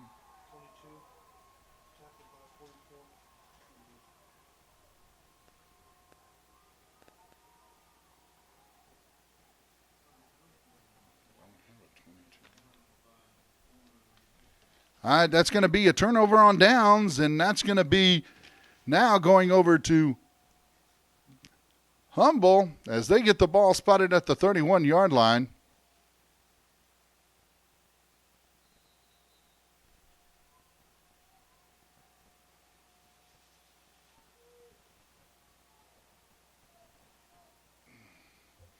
First down and 10, as it looks like we got him, almost fumbles the ball, but was able to go about 15 yards on the play.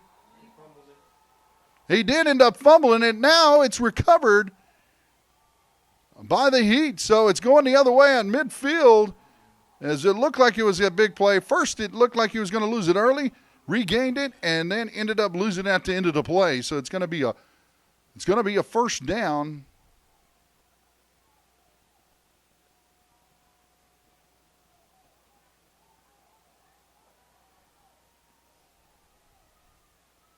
It's going to be a first down for Humble. I was making sure the referee pointed one way in one direction, so it is a first down on that turnover.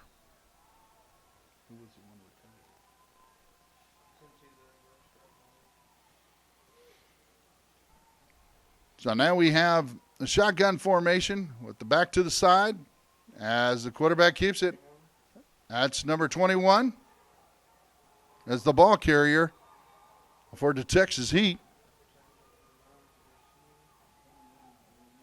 I believe that's Braylon Bridges. That's the ball carrier.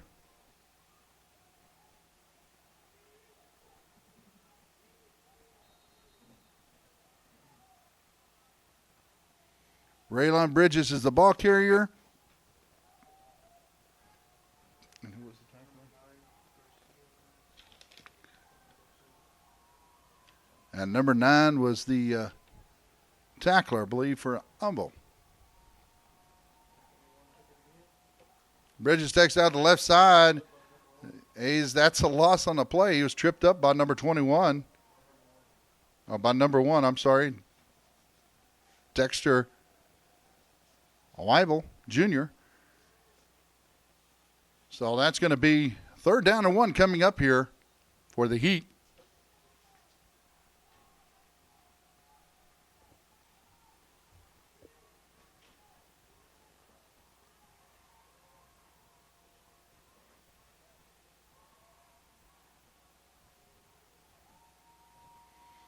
So now we've got the Heat going with the quarterback sneak. Looks like he has enough for the first down. He's going to be inside the 48. They're going to spot him right around the 48-yard line, and that should be enough for a first down. It's going to take it all the way to the 47-yard line as the forward progress went. That was number 21. Braylon Bridges, the quarterback, on the carry.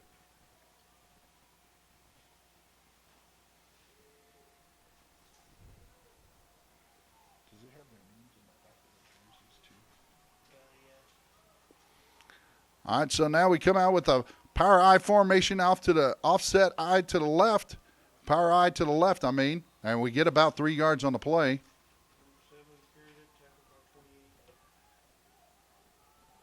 Number 7 was the ball carrier. Drew Lewis is what I have here. And then I have number 28, Rumble, carrying the ball. I believe that's Zachariah Harris for Rumble, making a stop. It's 1 minute, 30 seconds left here in the first quarter.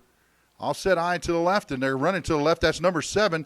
He's got a little bit of running room to the left. He gets enough for a first down, takes it almost to the 35-yard line, 25-yard line. Brought down by number 5, Patrick Gallery.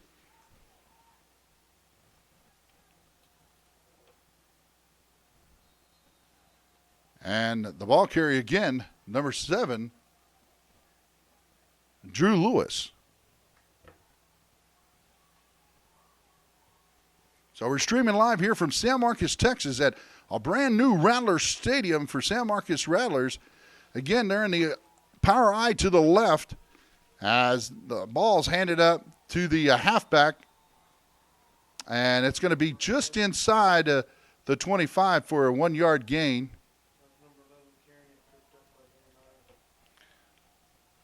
Number 11 was the ball carrier, Patrick Smith, and he was tripped up by number 9. I have Juan Garcia.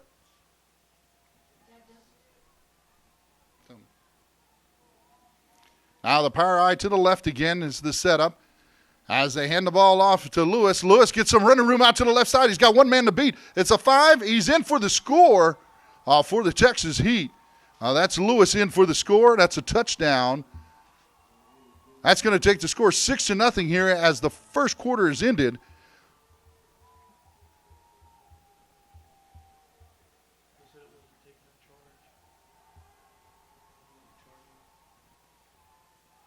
Even when he plugged it in? He has to close the whole thing up. You got to unplug everything and close it. Yeah, he's just got to close it up and leave it on there for a while. He's got to close it up, and he has to pull that plug out, put it in, and just keep it there. All right. We're discussing some technical difficulties. 2-point conversion coming up here as the ball is handed off to one of the upbacks. And that was number 11 taking the ball, I believe. And he falls just short. That's Patrick Smith. He's just short of the 2-point conversion.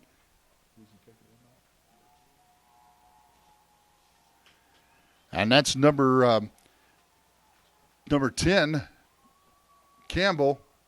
That took down the ball carrier. Stopped him short, so still it's 6-0 right now as the Texas Heat leads the hit squad by a score of 6-0. We're going to be beginning the second quarter here. We're at beautiful San Marcos, Texas, and we've got only one more game to go after this one for our state championship games.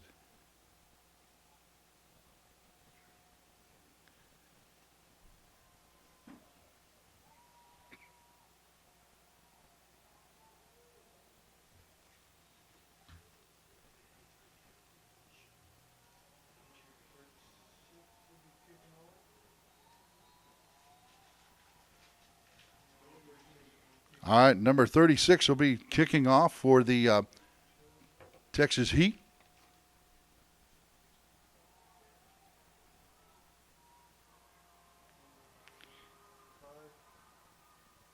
Looks like number 5 is the ball carrier,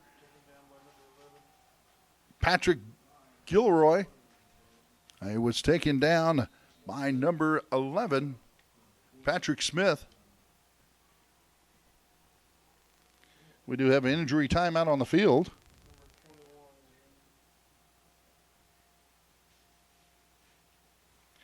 Again, both these two teams had to get here by going through at qualifying for the state championship game by winning either another tournament in the state or winning their league and coming here. So we have the state championship game here live in San Marcos, Texas. And we're broadcasting here on YouTube this year. This is our first year to do this here on YouTube. and we're the first year to stream here for the Texas State Championship for youth football. We're glad you can join us and glad you can be here with us today. It is a little chilly out there. It's getting cooler and cooler as we speak, as the winds kick in, and it will be getting darker here, so it'll be getting cooler here as well. So, again, we're glad you can join us and enjoy the day for some wonderful football here in early January. So, Happy New Year to everybody. Now, the hit squad comes up as they take number 5, I believe it was the ball carrier, Gulleroy. And he was taken down by number 8.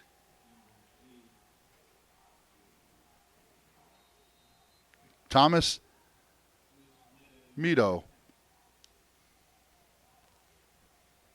So excuse me if I don't pronounce some of the names correctly. We'll do the best we can. So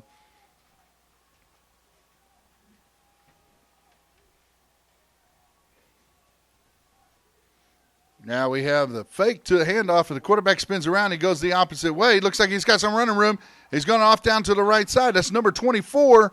He stiffs arms a man, and it looks like they're going to spot out of bounds at the 4-yard line. That was close to a touchdown. He was pushed out.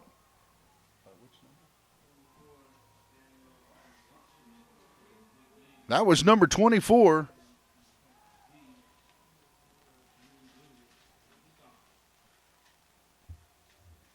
Daniel Anawachi. Daniel Anawachi on that carry all the way to the right side, and he gets down to the 4-yard line. The fake handoff, spins around, and then takes it down to the right side. Right now we have a score of Texas Heat 6, Hit Squad nothing, but Hit Squad is threatening. They go right up the middle with the quarterback. It looks like he found some running room right there. That's number 10 for the Hit Squad, and he's in for the score. That's a touchdown.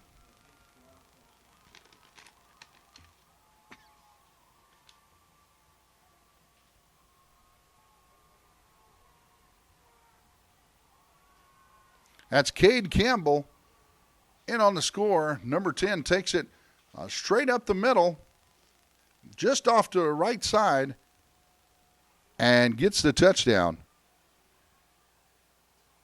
Now we're going for the 2-point conversion as Campbell doesn't take the direct snap. It was a direct snap to one of the upbacks. So he was stopped. Nope. They said he made it in. That was number 23, the ball carrier. Bailey Faust on that carry. That's a 2-point conversion. Takes the Hit Squad leading now 8-6 over the Texas Heat. We've got about 7 minutes remaining in this first half.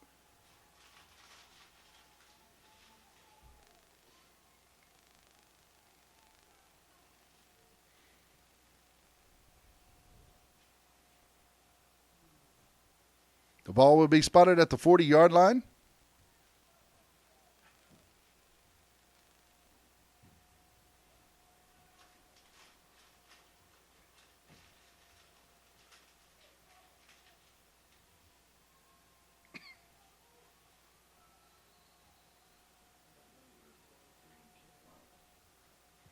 Now number 23 kicks off for the Hit Squad. It's a short kick. It's an onside. Takes a weird bounce. Bounces off of a Heat player, but we'll see who has it. We may have a recovery by a number 7. Heat saves the possession. That's Drew Lewis. He comes up with that loose ball. The ball takes a weird hop off of one of the players and goes off to the right side, right back to the middle, and the Hit Squad had a chance to recover it, but Texas Heat, Drew Lewis comes in, preserves the possession for the Heat. Now it's going to bring up a first down and 10. It's going to be at the 42-yard line as they come out with a power eye to the left, essentially. And hand it off to the tailback. He's got a little bit of room. Lewis takes it all the way up to the 45-yard line. That's a gain of 3 yards. And that was number 80, Gage Walsh, in on the tackle. I'm sorry, wrong roster. You said 80? Jamal Christian in on that tackle.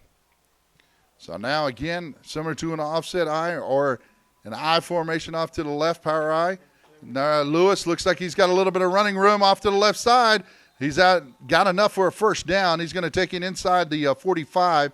They're going to spot him at the 42-yard line. He was pushed out by number 15.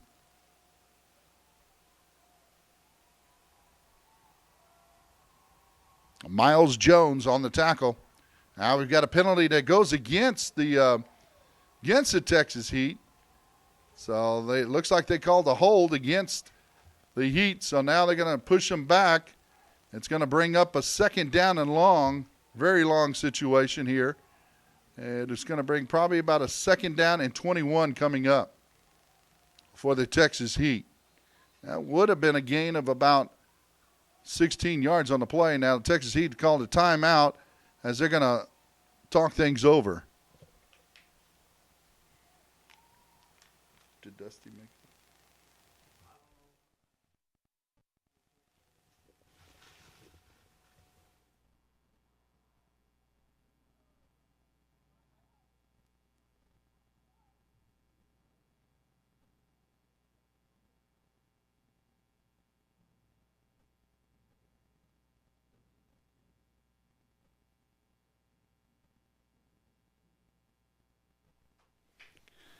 Again, we'd like to welcome you here.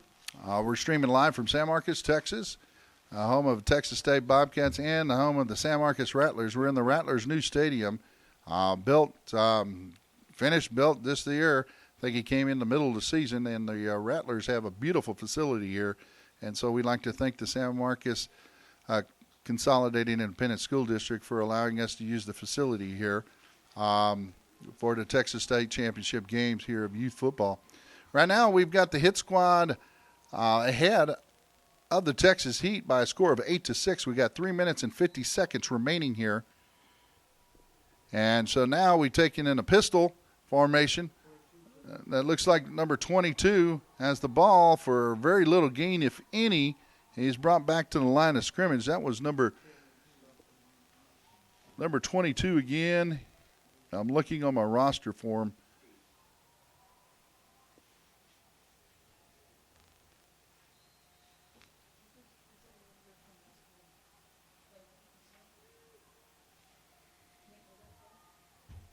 And that's Kayvon Townsend with that carry. Number 10 was on the tackle. And that was Cade Campbell. It's on a pistol formation again. And look to throw it this time. He got a man he almost brought it in. That was number 80. That was the intended receiver. That's Gage Walsh was the intended receiver. We have a flag on the play. Going to try to determine what it was. So I'm looking for the man in the white hat to give me the call.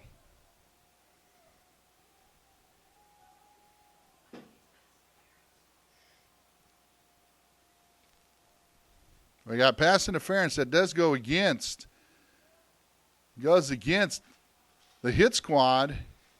And so that's going to bring up an automatic first down. That was going to be a questionable call. You can go back and look at it on YouTube. You pull it back. The bottom.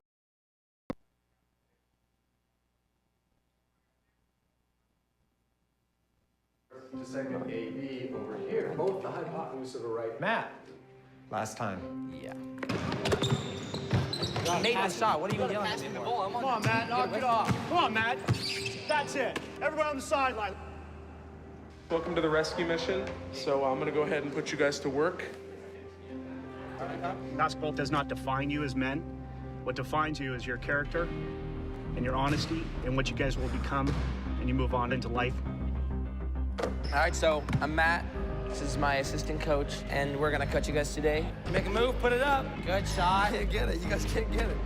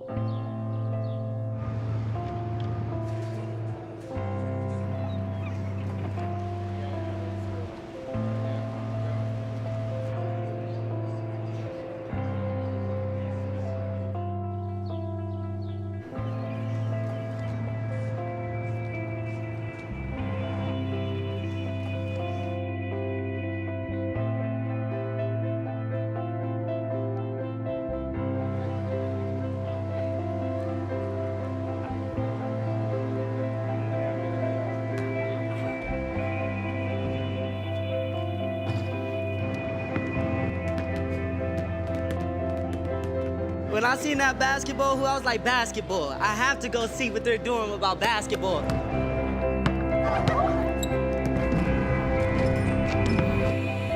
No matter if you black, white, or pinstripe, everybody can get along once they start bouncing this ball. So we're like New York City, where everybody's just moving fast, but you know, when you see a basketball hoop, you want to play. Walked in the side door over there and I was like, that's pretty interesting. I don't remember a hoop being there. Putting a basketball hoop anywhere brings a lot of people together. It'll bring smiles out. It'll bring happiness out, you know.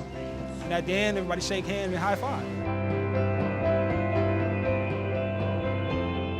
Sports is that one thing that unify everybody. I still don't even know their names, but I feel somewhat attached to them. So if I see them anywhere else, like, hey, the kid we did the chess bump with, we forever be bound by games. It's a lot more than just basketball. It's character building, it's relationship building, it's life. If I had a goal to give away a day, I'd love to do it.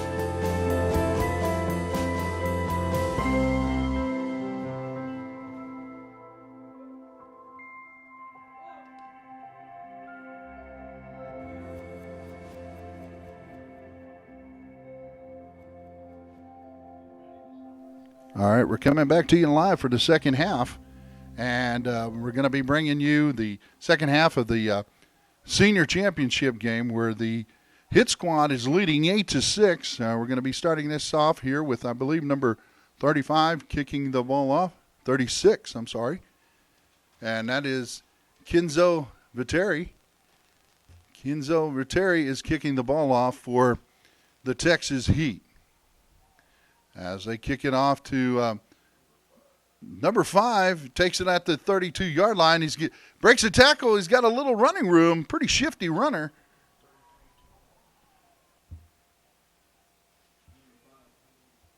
Gulleroy was the ball carrier, and I believe number 33 was the tackler on the Jack Delgosh, I believe it is the tackler for the Texas Heat. It's going to be 1st and 10. Ball is going to be spotted about the 43-yard line. It's going to be hit squad's ball as they lead 8-6.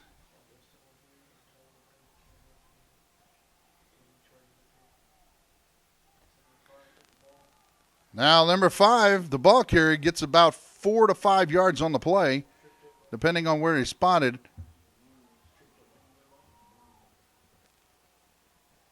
Patrick Smith in on that tackle to trip him up. That's actually a gain of 6 yards by Gulleroy.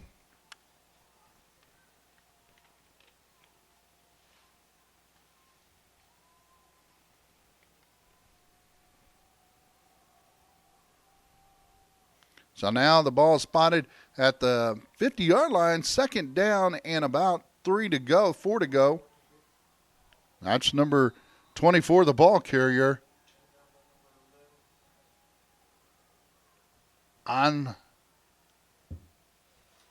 Anwaichi is the ball carrier. So sorry about that. He gained about a yard on the play. Patrick Smith in on the tackle, number 11 for the Texas Heat.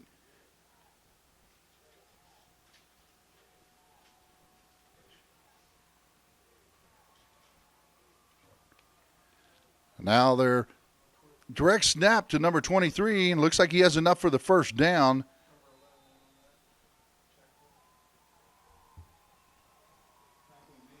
And that's Bailey Fouls for that first down, third down run to get a first down. And again, he was in on the tackle was Patrick Smith. He's the middle linebacker, so he seems to be in quite a few of the plays.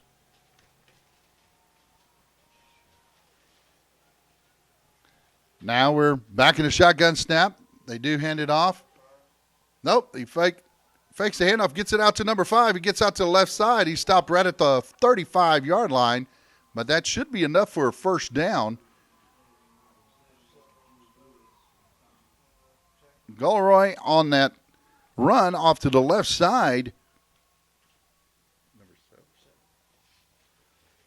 Drew Lewis on that tackle to bring him down. That's still enough for a first down, so he continues the drive for the hit squad. So the Humbles hit squad is moving the ball on this drive. They took it all the way close to the their own 45. That's Gulroy off to the left side. He gets it all the way down to the 32-yard line. And number 99 was in on that tackle, A.J. Townsend.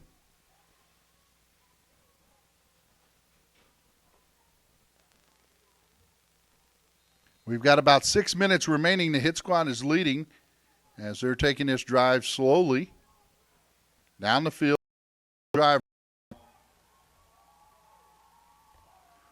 We're getting ready to kick off here live. San Marcos, Texas. Looks like number 30 kicking off for the Hawks.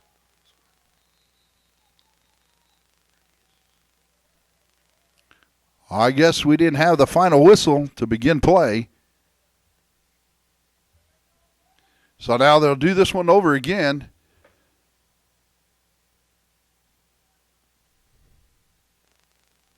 Looks like Tackett will be kicking off the ball here. Number 30 for the Hawks.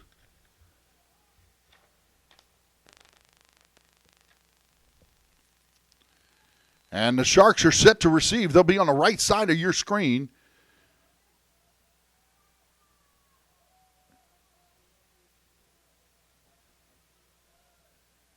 And we have the kickoff here.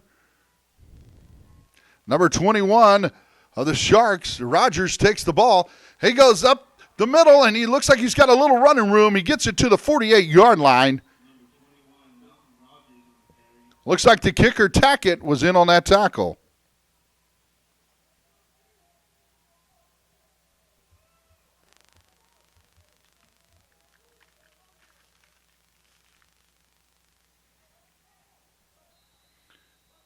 Now it looks like we've got the Sharks with the first down and 10 at the 48-yard line.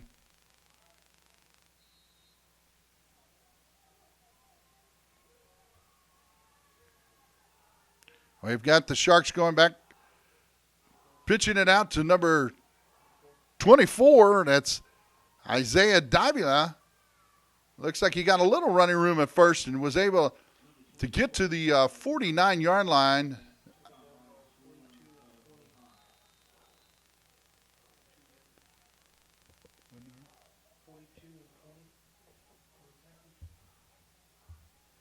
Looks like Simmons was in on that tackle by the Hawks,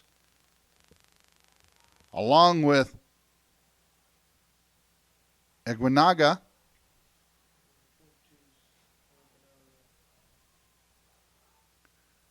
as we've got an injured player.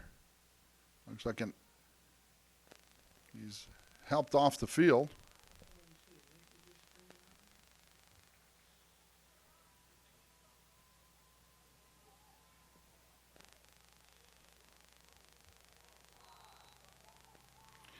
Now we've got the Sharks under center as they pitch it back again. The dive, he's out to the right side. He gets some running room. He's down to the 35, inside the 35, close to the 30. And he's still pushing the pile as he goes down inside the 30 all the way down to the 26-yard line. Oh, they called it forward progress stopped at the 30. Garrett, pan out, son. Now we've got first down and 10 at the 30-yard line.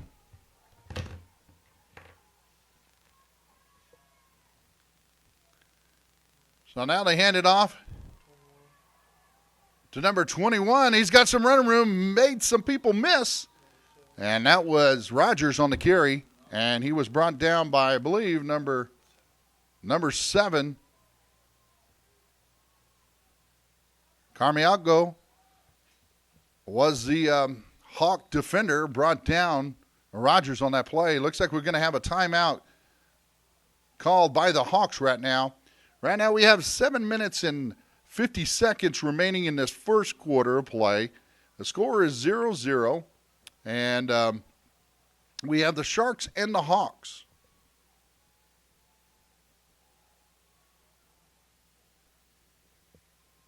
So we have a sideline camera as well. We're feeding you some of the sideline as well. We don't have all the fancy graphics this year, but next year we'll get you those. We'll get you those graphics and all. So this is our first year doing the state.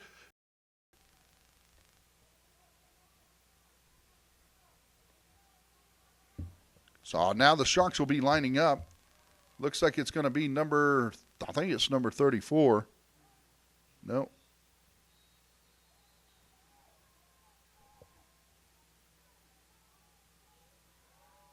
Number 33, Jonathan Murray kicks the ball off.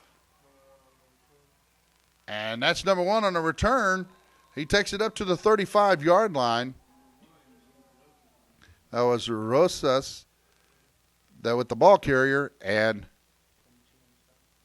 number 22 was in on that stop, Darren Garza. Darren Garza on the stop. That takes the ball to the 35-yard line. It's going to be 1st and 10 for the Hawks. This will be their first possession of the first half in the first quarter. The Hawks are in a shotgun formation, have 2 wings set up with 2 flanks, 2 wideouts, and they go to the wideout off to the right, number 10, and that's a reception. I believe I have 2 number 10s listed here on my roster. I don't know if it was Tavares or if it's Remedio.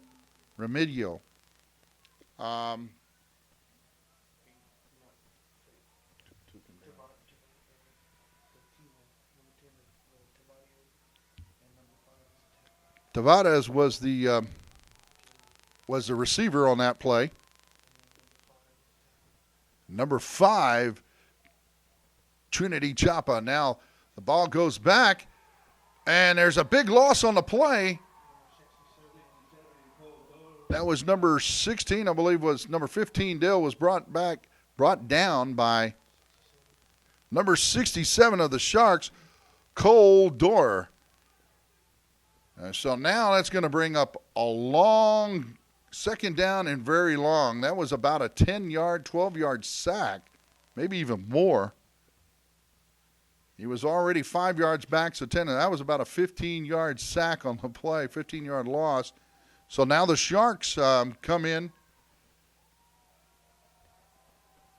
The Sharks come in with the defense as they're looking at halfback pass. They got number 10 open. That's a big gain on the play. That's number 10. I believe what I read here is Tavares.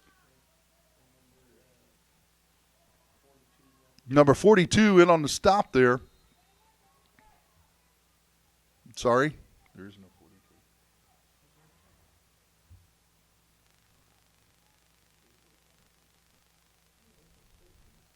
So we're trying to, but Josh Heiser may have been in on that. So we'll double check that. Huh. Okay. We have a player that I don't have on my roster. Looks like it might be an offsides call. I don't know if there was an offsides call. I didn't see any.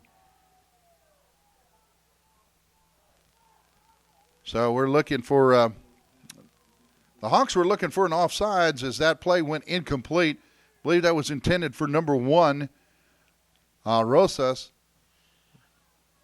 As it's going to bring up a 4th down and about 4 coming up here for the Hawks.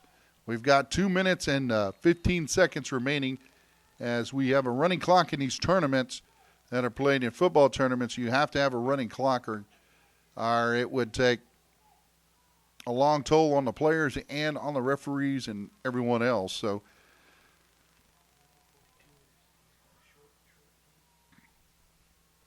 now they pitch it back off to number 4 off to the left side for the Hawks. He's looking for some running room.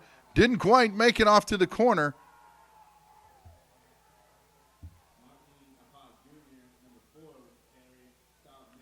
And that was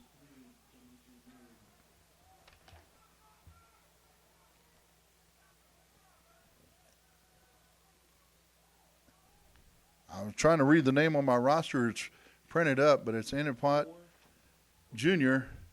Marty, we'll call him, looks like it is. Marty was on the run off to the left side. Couldn't quite get to the edge as he was stopped by Davia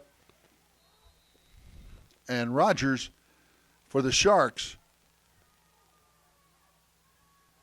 So now we got a fake inside. Number 12 looks to get it off to the right side. He finds number 1 again. That's Padamares. He's got some running room. Number 12, Spear, takes it off to gets the pass off to number 1, Padamares. And number 30 makes the touchdown saving play as Tackett for the Hawks makes the stop and gets him out of bounds. So Spear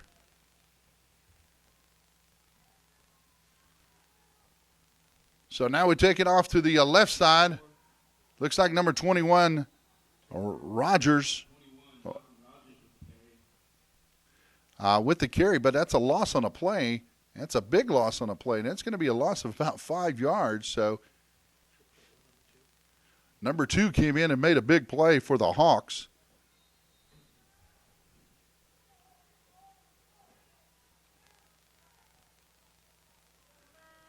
Melion, I'm trying to read the name, Median. I believe that's Median. Mark, number 2, made a big play in the backfield of the Sharks. So we have the end of the first quarter with the Sharks leading 6-0 over the Hawks here for our state championship game.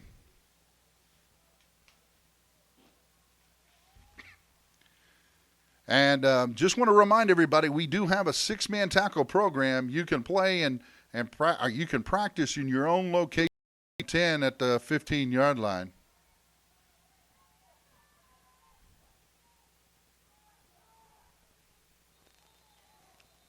So now we got a stoppage of play. I don't know if it was a dead ball. Sorry, we're lagging there a little bit. So there was a flag on the play.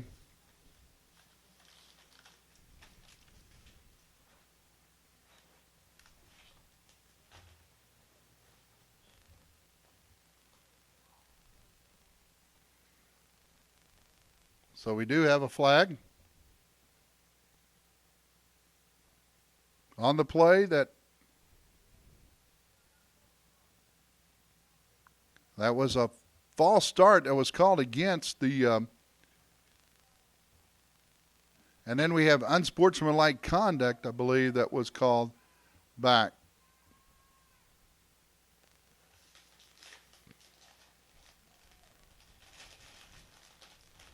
That was called against the Hawks. So the ball will be spotted right at the 11-yard line of the Hawks. So We have the Sharks with Spear under center. And I believe number 24, Davia, is in the backfield. And so here in our Majors Championship game, Spear under center. We've got a double wing, double wide out. Fake the handoff inside, go to the outside to Rogers. Rogers looks to go inside and cuts it outside, and he gains about 5 yards on the play. Looks like number 10 on the stop for the Hawks. Which one, Remigio or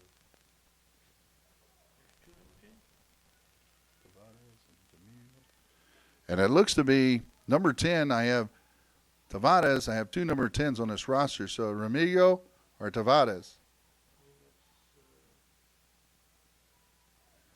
So now we got a call that went against the Sharks.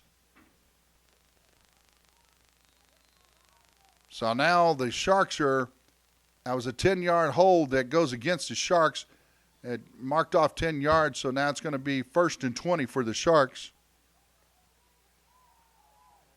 So the pass goes over to the right side. It comes right at you, and it looks like it was incomplete. It was intended for Palomares, who had scored their other touchdown and got him deep into this territory on a long pass. So now brings up a 2nd down and 20 coming up for the Sharks as they lead 6-0 here with 6 minutes and 4 seconds remaining.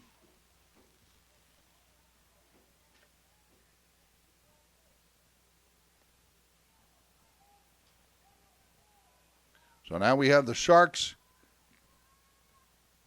lining up at the 21. But they do hand it off to Panamanes. He looks to try to get some running room.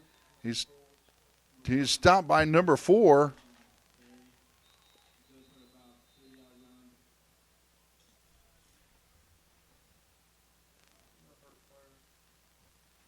They got an injury timeout on the field. Looks like it was stopped by number 4. I was trying to find him on my roster, and there he is. Adapet Jr. I can't read it, so please forgive me, but I believe it was Marty that made the initial stop. I know number 40 came in there as well.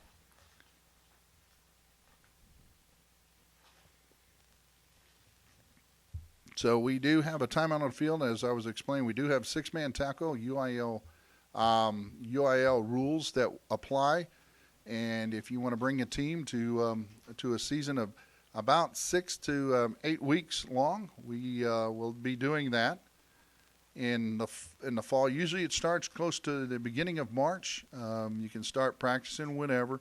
But in February, we'll have teams that will be put together. I need to know teams by, our CFPO needs to know the teams by the first part of the year, first part of February to the end of February, before March especially. So if you want to bring a team, you can. Sorry for the lag time that we're receiving again. So we'll try to get you the best coverage we can with the signals that we receive.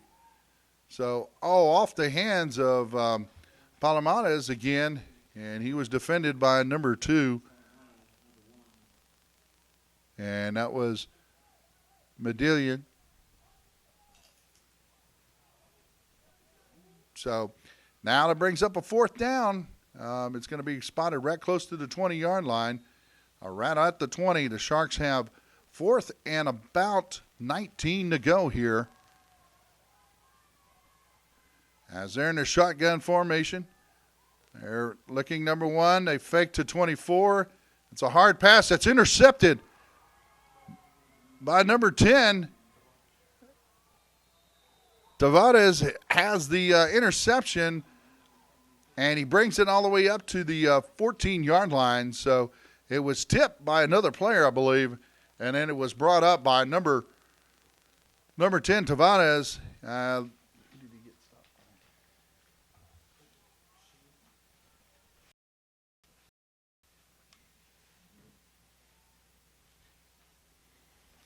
So we give you some of the sideline views as well. We do have a camera on the field.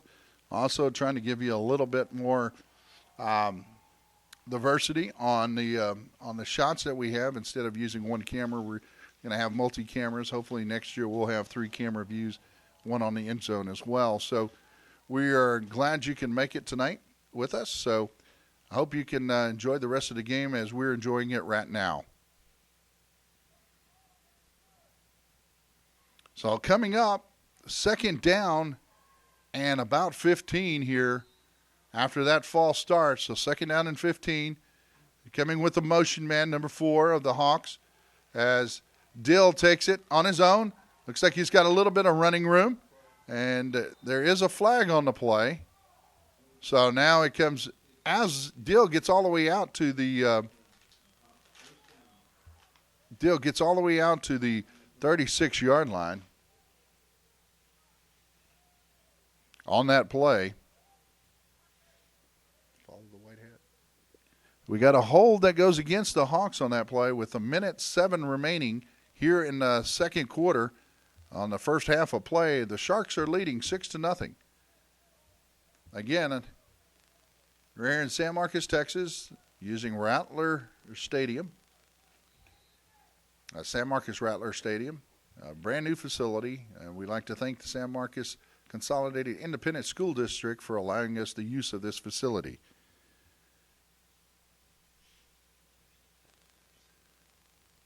So now we have the Sharks with the second down and very long. It's going to be a second down and about 20 coming up here because they go for the holding was the spot foul.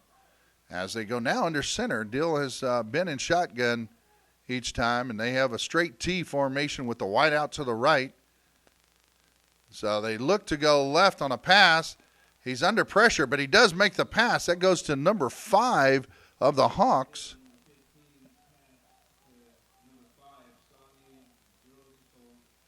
And that was the end of the first half with Arozio making the completion. What a heck of a pass and a heck of a catch. Took it all the way out to the 30. But right now, we've got a close game, folks. Anything can happen, so stay tuned in the second half. We'll bring some videos of we'll be bringing you some live videos, so don't get scared. We're coming right back. But we'll bring you some videos from our sponsor, Dick's Sporting Goods.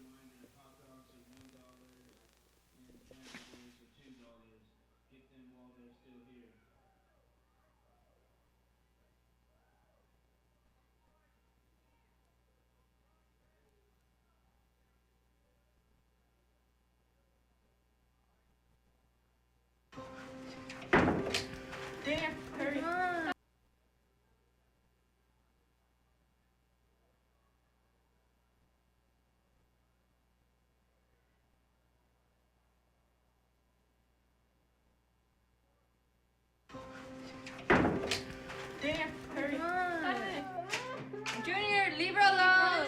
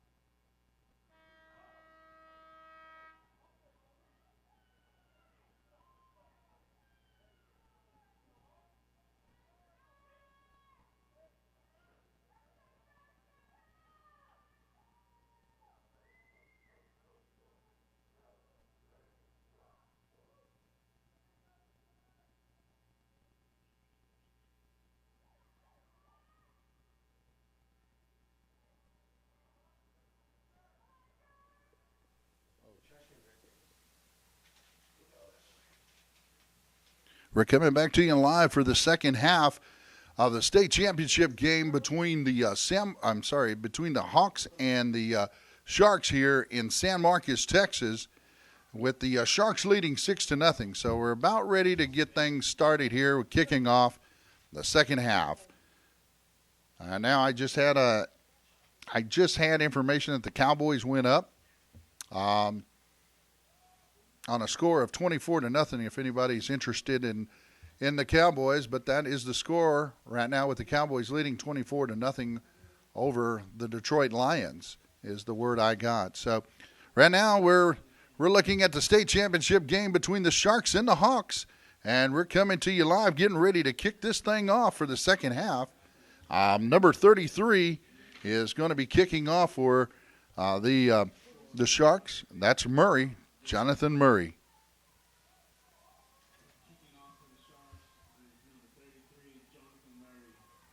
So now we have, waiting for the ready whistle. The Sharks kick it off.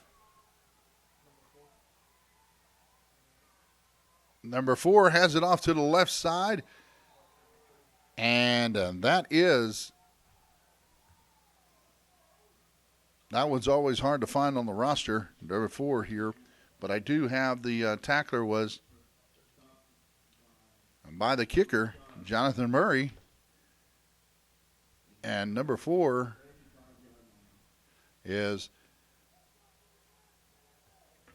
Adapet on the carry on the kickoff return. Now the Hawks have the ball, the first possession up.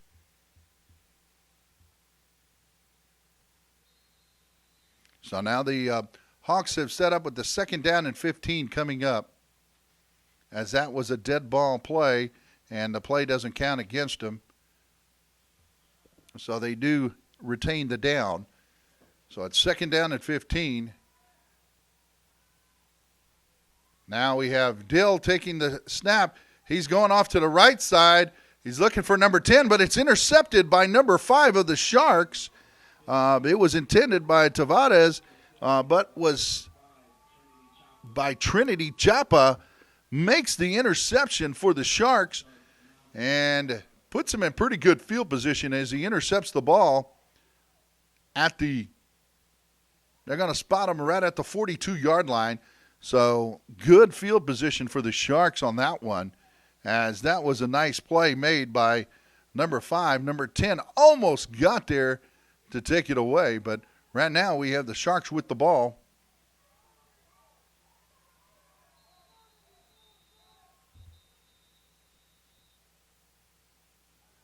So we have a timeout on the field. That's being called by the Hawks, I believe. We've got 6 minutes and 14 seconds remaining here in the third quarter.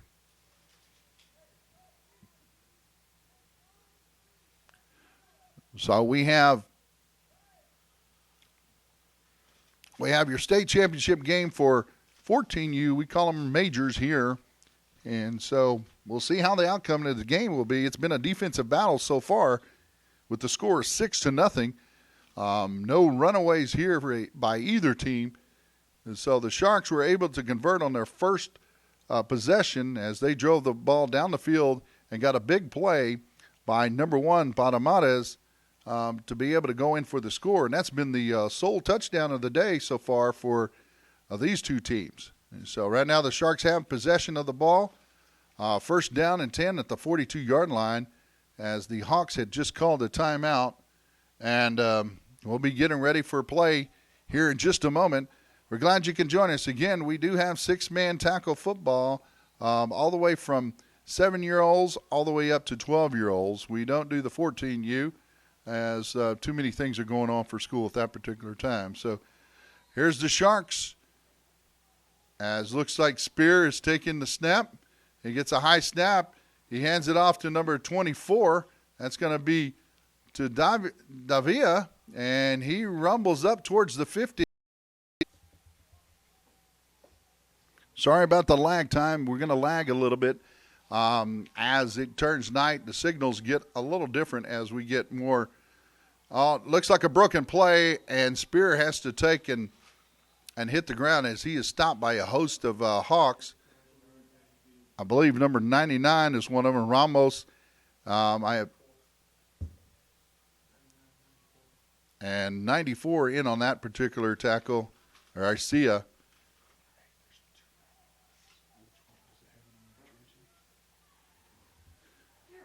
So we have now a loss on the play. That's going to bring up a 2nd down and 15 coming up here for the Sharks.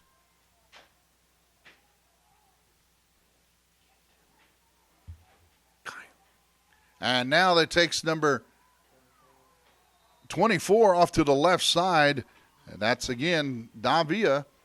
He takes it off to the left side and makes a couple yards. But number 99 in on that play.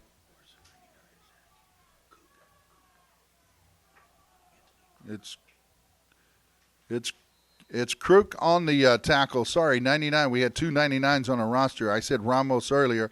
Well, we did have, I think it's Crook on the carry. So if I mispronunciating your name, it's the way it's written here. So I apologize. I believe it's Austin Crook that made the tackle. And it's going to bring up a 3rd down and 14 coming up for the Sharks. And so they hand it off to number 5. He's got some running room up the middle. He breaks a tackle. He's off to the right side. One man to beat. And that one man looks like he missed the tackle. He's still going on his feet as he gets down to the 13-yard line. That's number 5, Trinity Chapa. Finally brought down by number 65. I'm sorry, number 60. McGuire. So that was a big gain on the play for the Sharks, as now it's going to be 1st down and 10 at the 13-yard line of the Hawks. So the Hawks have to dig in here with them trailing 6-0 here in the 3rd quarter.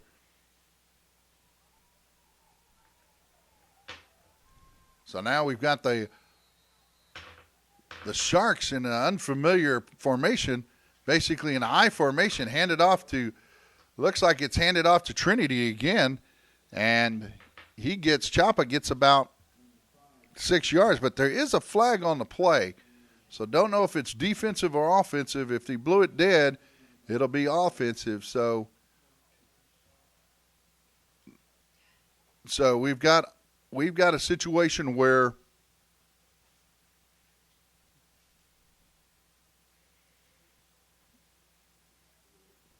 so what was the I'm trying to get the call here. It was against defense. They were lined up off sides, it appears. So that's going to be a 5-yard gain. A 5-yard mark-off, and that's going to take it right to the 3-yard line. It's going to be a 1st down and goal at the 3-yard line for the Sharks. As they got a single backfield, they send Palmares outside, and that is number 24, Davia, for the touchdown. That's going to bring the score 12-0 here, with the Sharks leading in the 3rd quarter.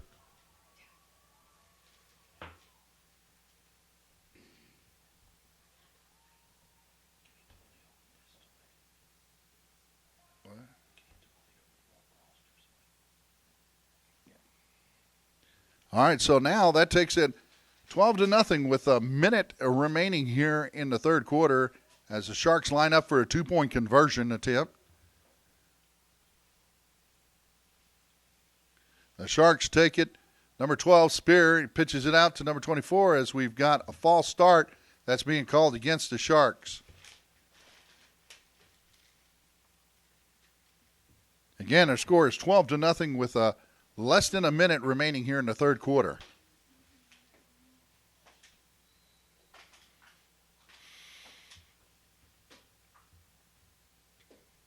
The Sharks come out in an ace backfield. Nope, now they're going with the back to the right. Quarterback is going to pass. He'd look like Panamares. He looked to go to him, but it was just a fallen incomplete on that play.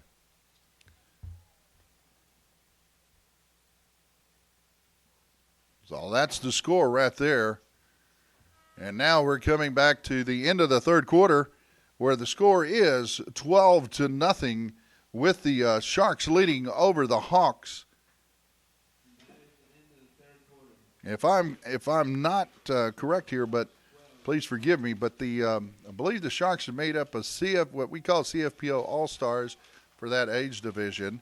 And so they had a Sharks in the senior division that didn't make it this far, but they did have a division that,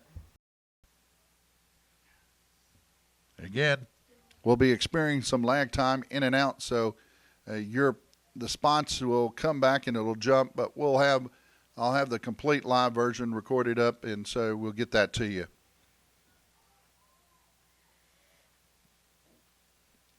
Well, pitching out to number 94 on the carry, and that was a pitch out, but that looks like to be a loss on the play. That was Garcia on the carry, taken down by number 53 again. I'm sorry, by number 3, Robledo.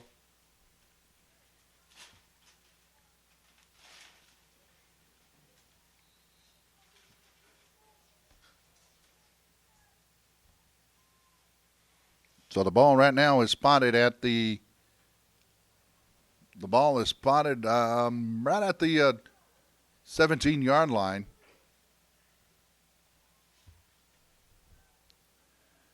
So now the I formation that we see here right on field level, looks to go back to pass. The pass is out to the right side, and falls incomplete. I believe that was number 1 was the intended receiver, Rosas, on that play.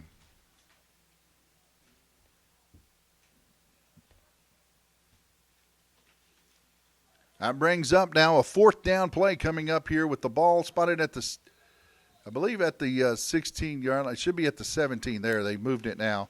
So the 17-yard line. So Dill looks back. He may pooch kick it. That's what he looks to do. So he pooch kicked it. Oh, but went off of a Shark, and it's recovered by number 10. Tavares makes the recovery. I didn't see which Shark it fell off of. Number 42, and I don't happen to have him on the roster here. So on my printout, on written printout here. So now that goes back to the Hawks. So that was a smart play to pooch kick it. Went off of 42 of the Sharks and ran into the hands of Tavares. As Dill is sprinting out to his left, he's looking for some room. He throws it out of bounds, and looks like it's going to be just an incomplete pass as the ball is going to be spotted right back at the 35-yard line. Going to bring up a 2nd down and 10. And we've got a score again of 12-0 with the Sharks leading. The Hawks are trying to make their way into this game by scoring a touchdown. Again, sorry for the lag time as we go in and out of our signal here.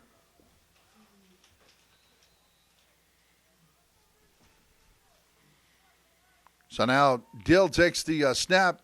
He's looking across the middle and almost intercepted by number 5, and that is Chapa on the deflection. I believe the intended receiver. That's Palomares with the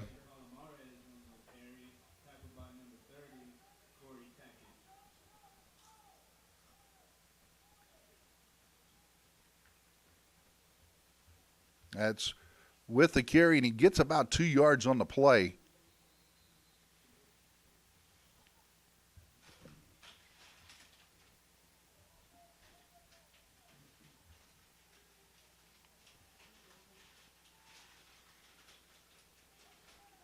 So now we've got a flag for a false start that goes against the Sharks, so it's going to bring up a 2nd down and about 13 coming up here for the Sharks.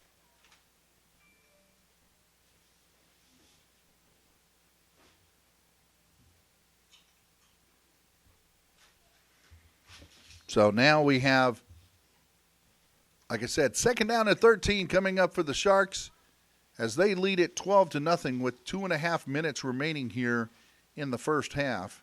In the fourth quarter.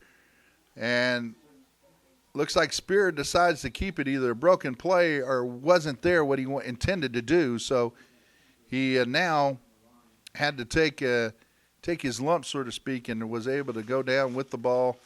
And he got right back to the line of scrimmage, it looks like. So it's going to bring up a third down and 13 coming up here for the Sharks. Now we have a stoppage for the 2-minute warning. A 2-minute warning here in tournament play means now the rest of the remaining time will be under regulation play. So now here comes the Sharks with the pass out, a short pass. Number one, it looks like Panamadas, and he breaks a tackle, and I think he got enough for the first down. Yes, they're marking him at the 37-yard line, 38-yard line. So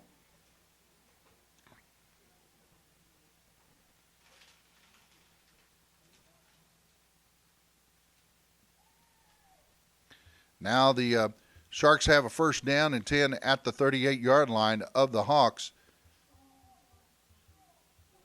As the Sharks come out in one wide out to the left. And I run it over to the left side with number 24. That is, again, Davia on the carry. And number 30 on the tackle for the Hawks. Now that is Tackett, and on that tackle, it's a gain of about 7 yards on the play. So we bring up a second down and 3 here at Rattler Stadium. So now we've got the pitch out to the left side. Number 24 again, Davia takes the ball and loses a yard on the play. So it's going to bring up about a 3rd and 4.5 here.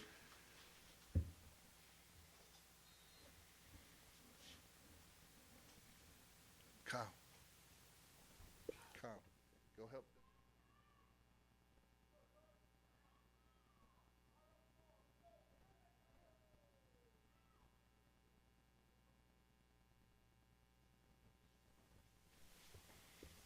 So now we're waiting on the official time. It's 32 seconds left in the football game here as the Sharks have a commanding lead of 12-0 with 18 seconds remaining, as it's enough for a first down. That's number 1, Panamares, and number 2 on the tackle that's Medea.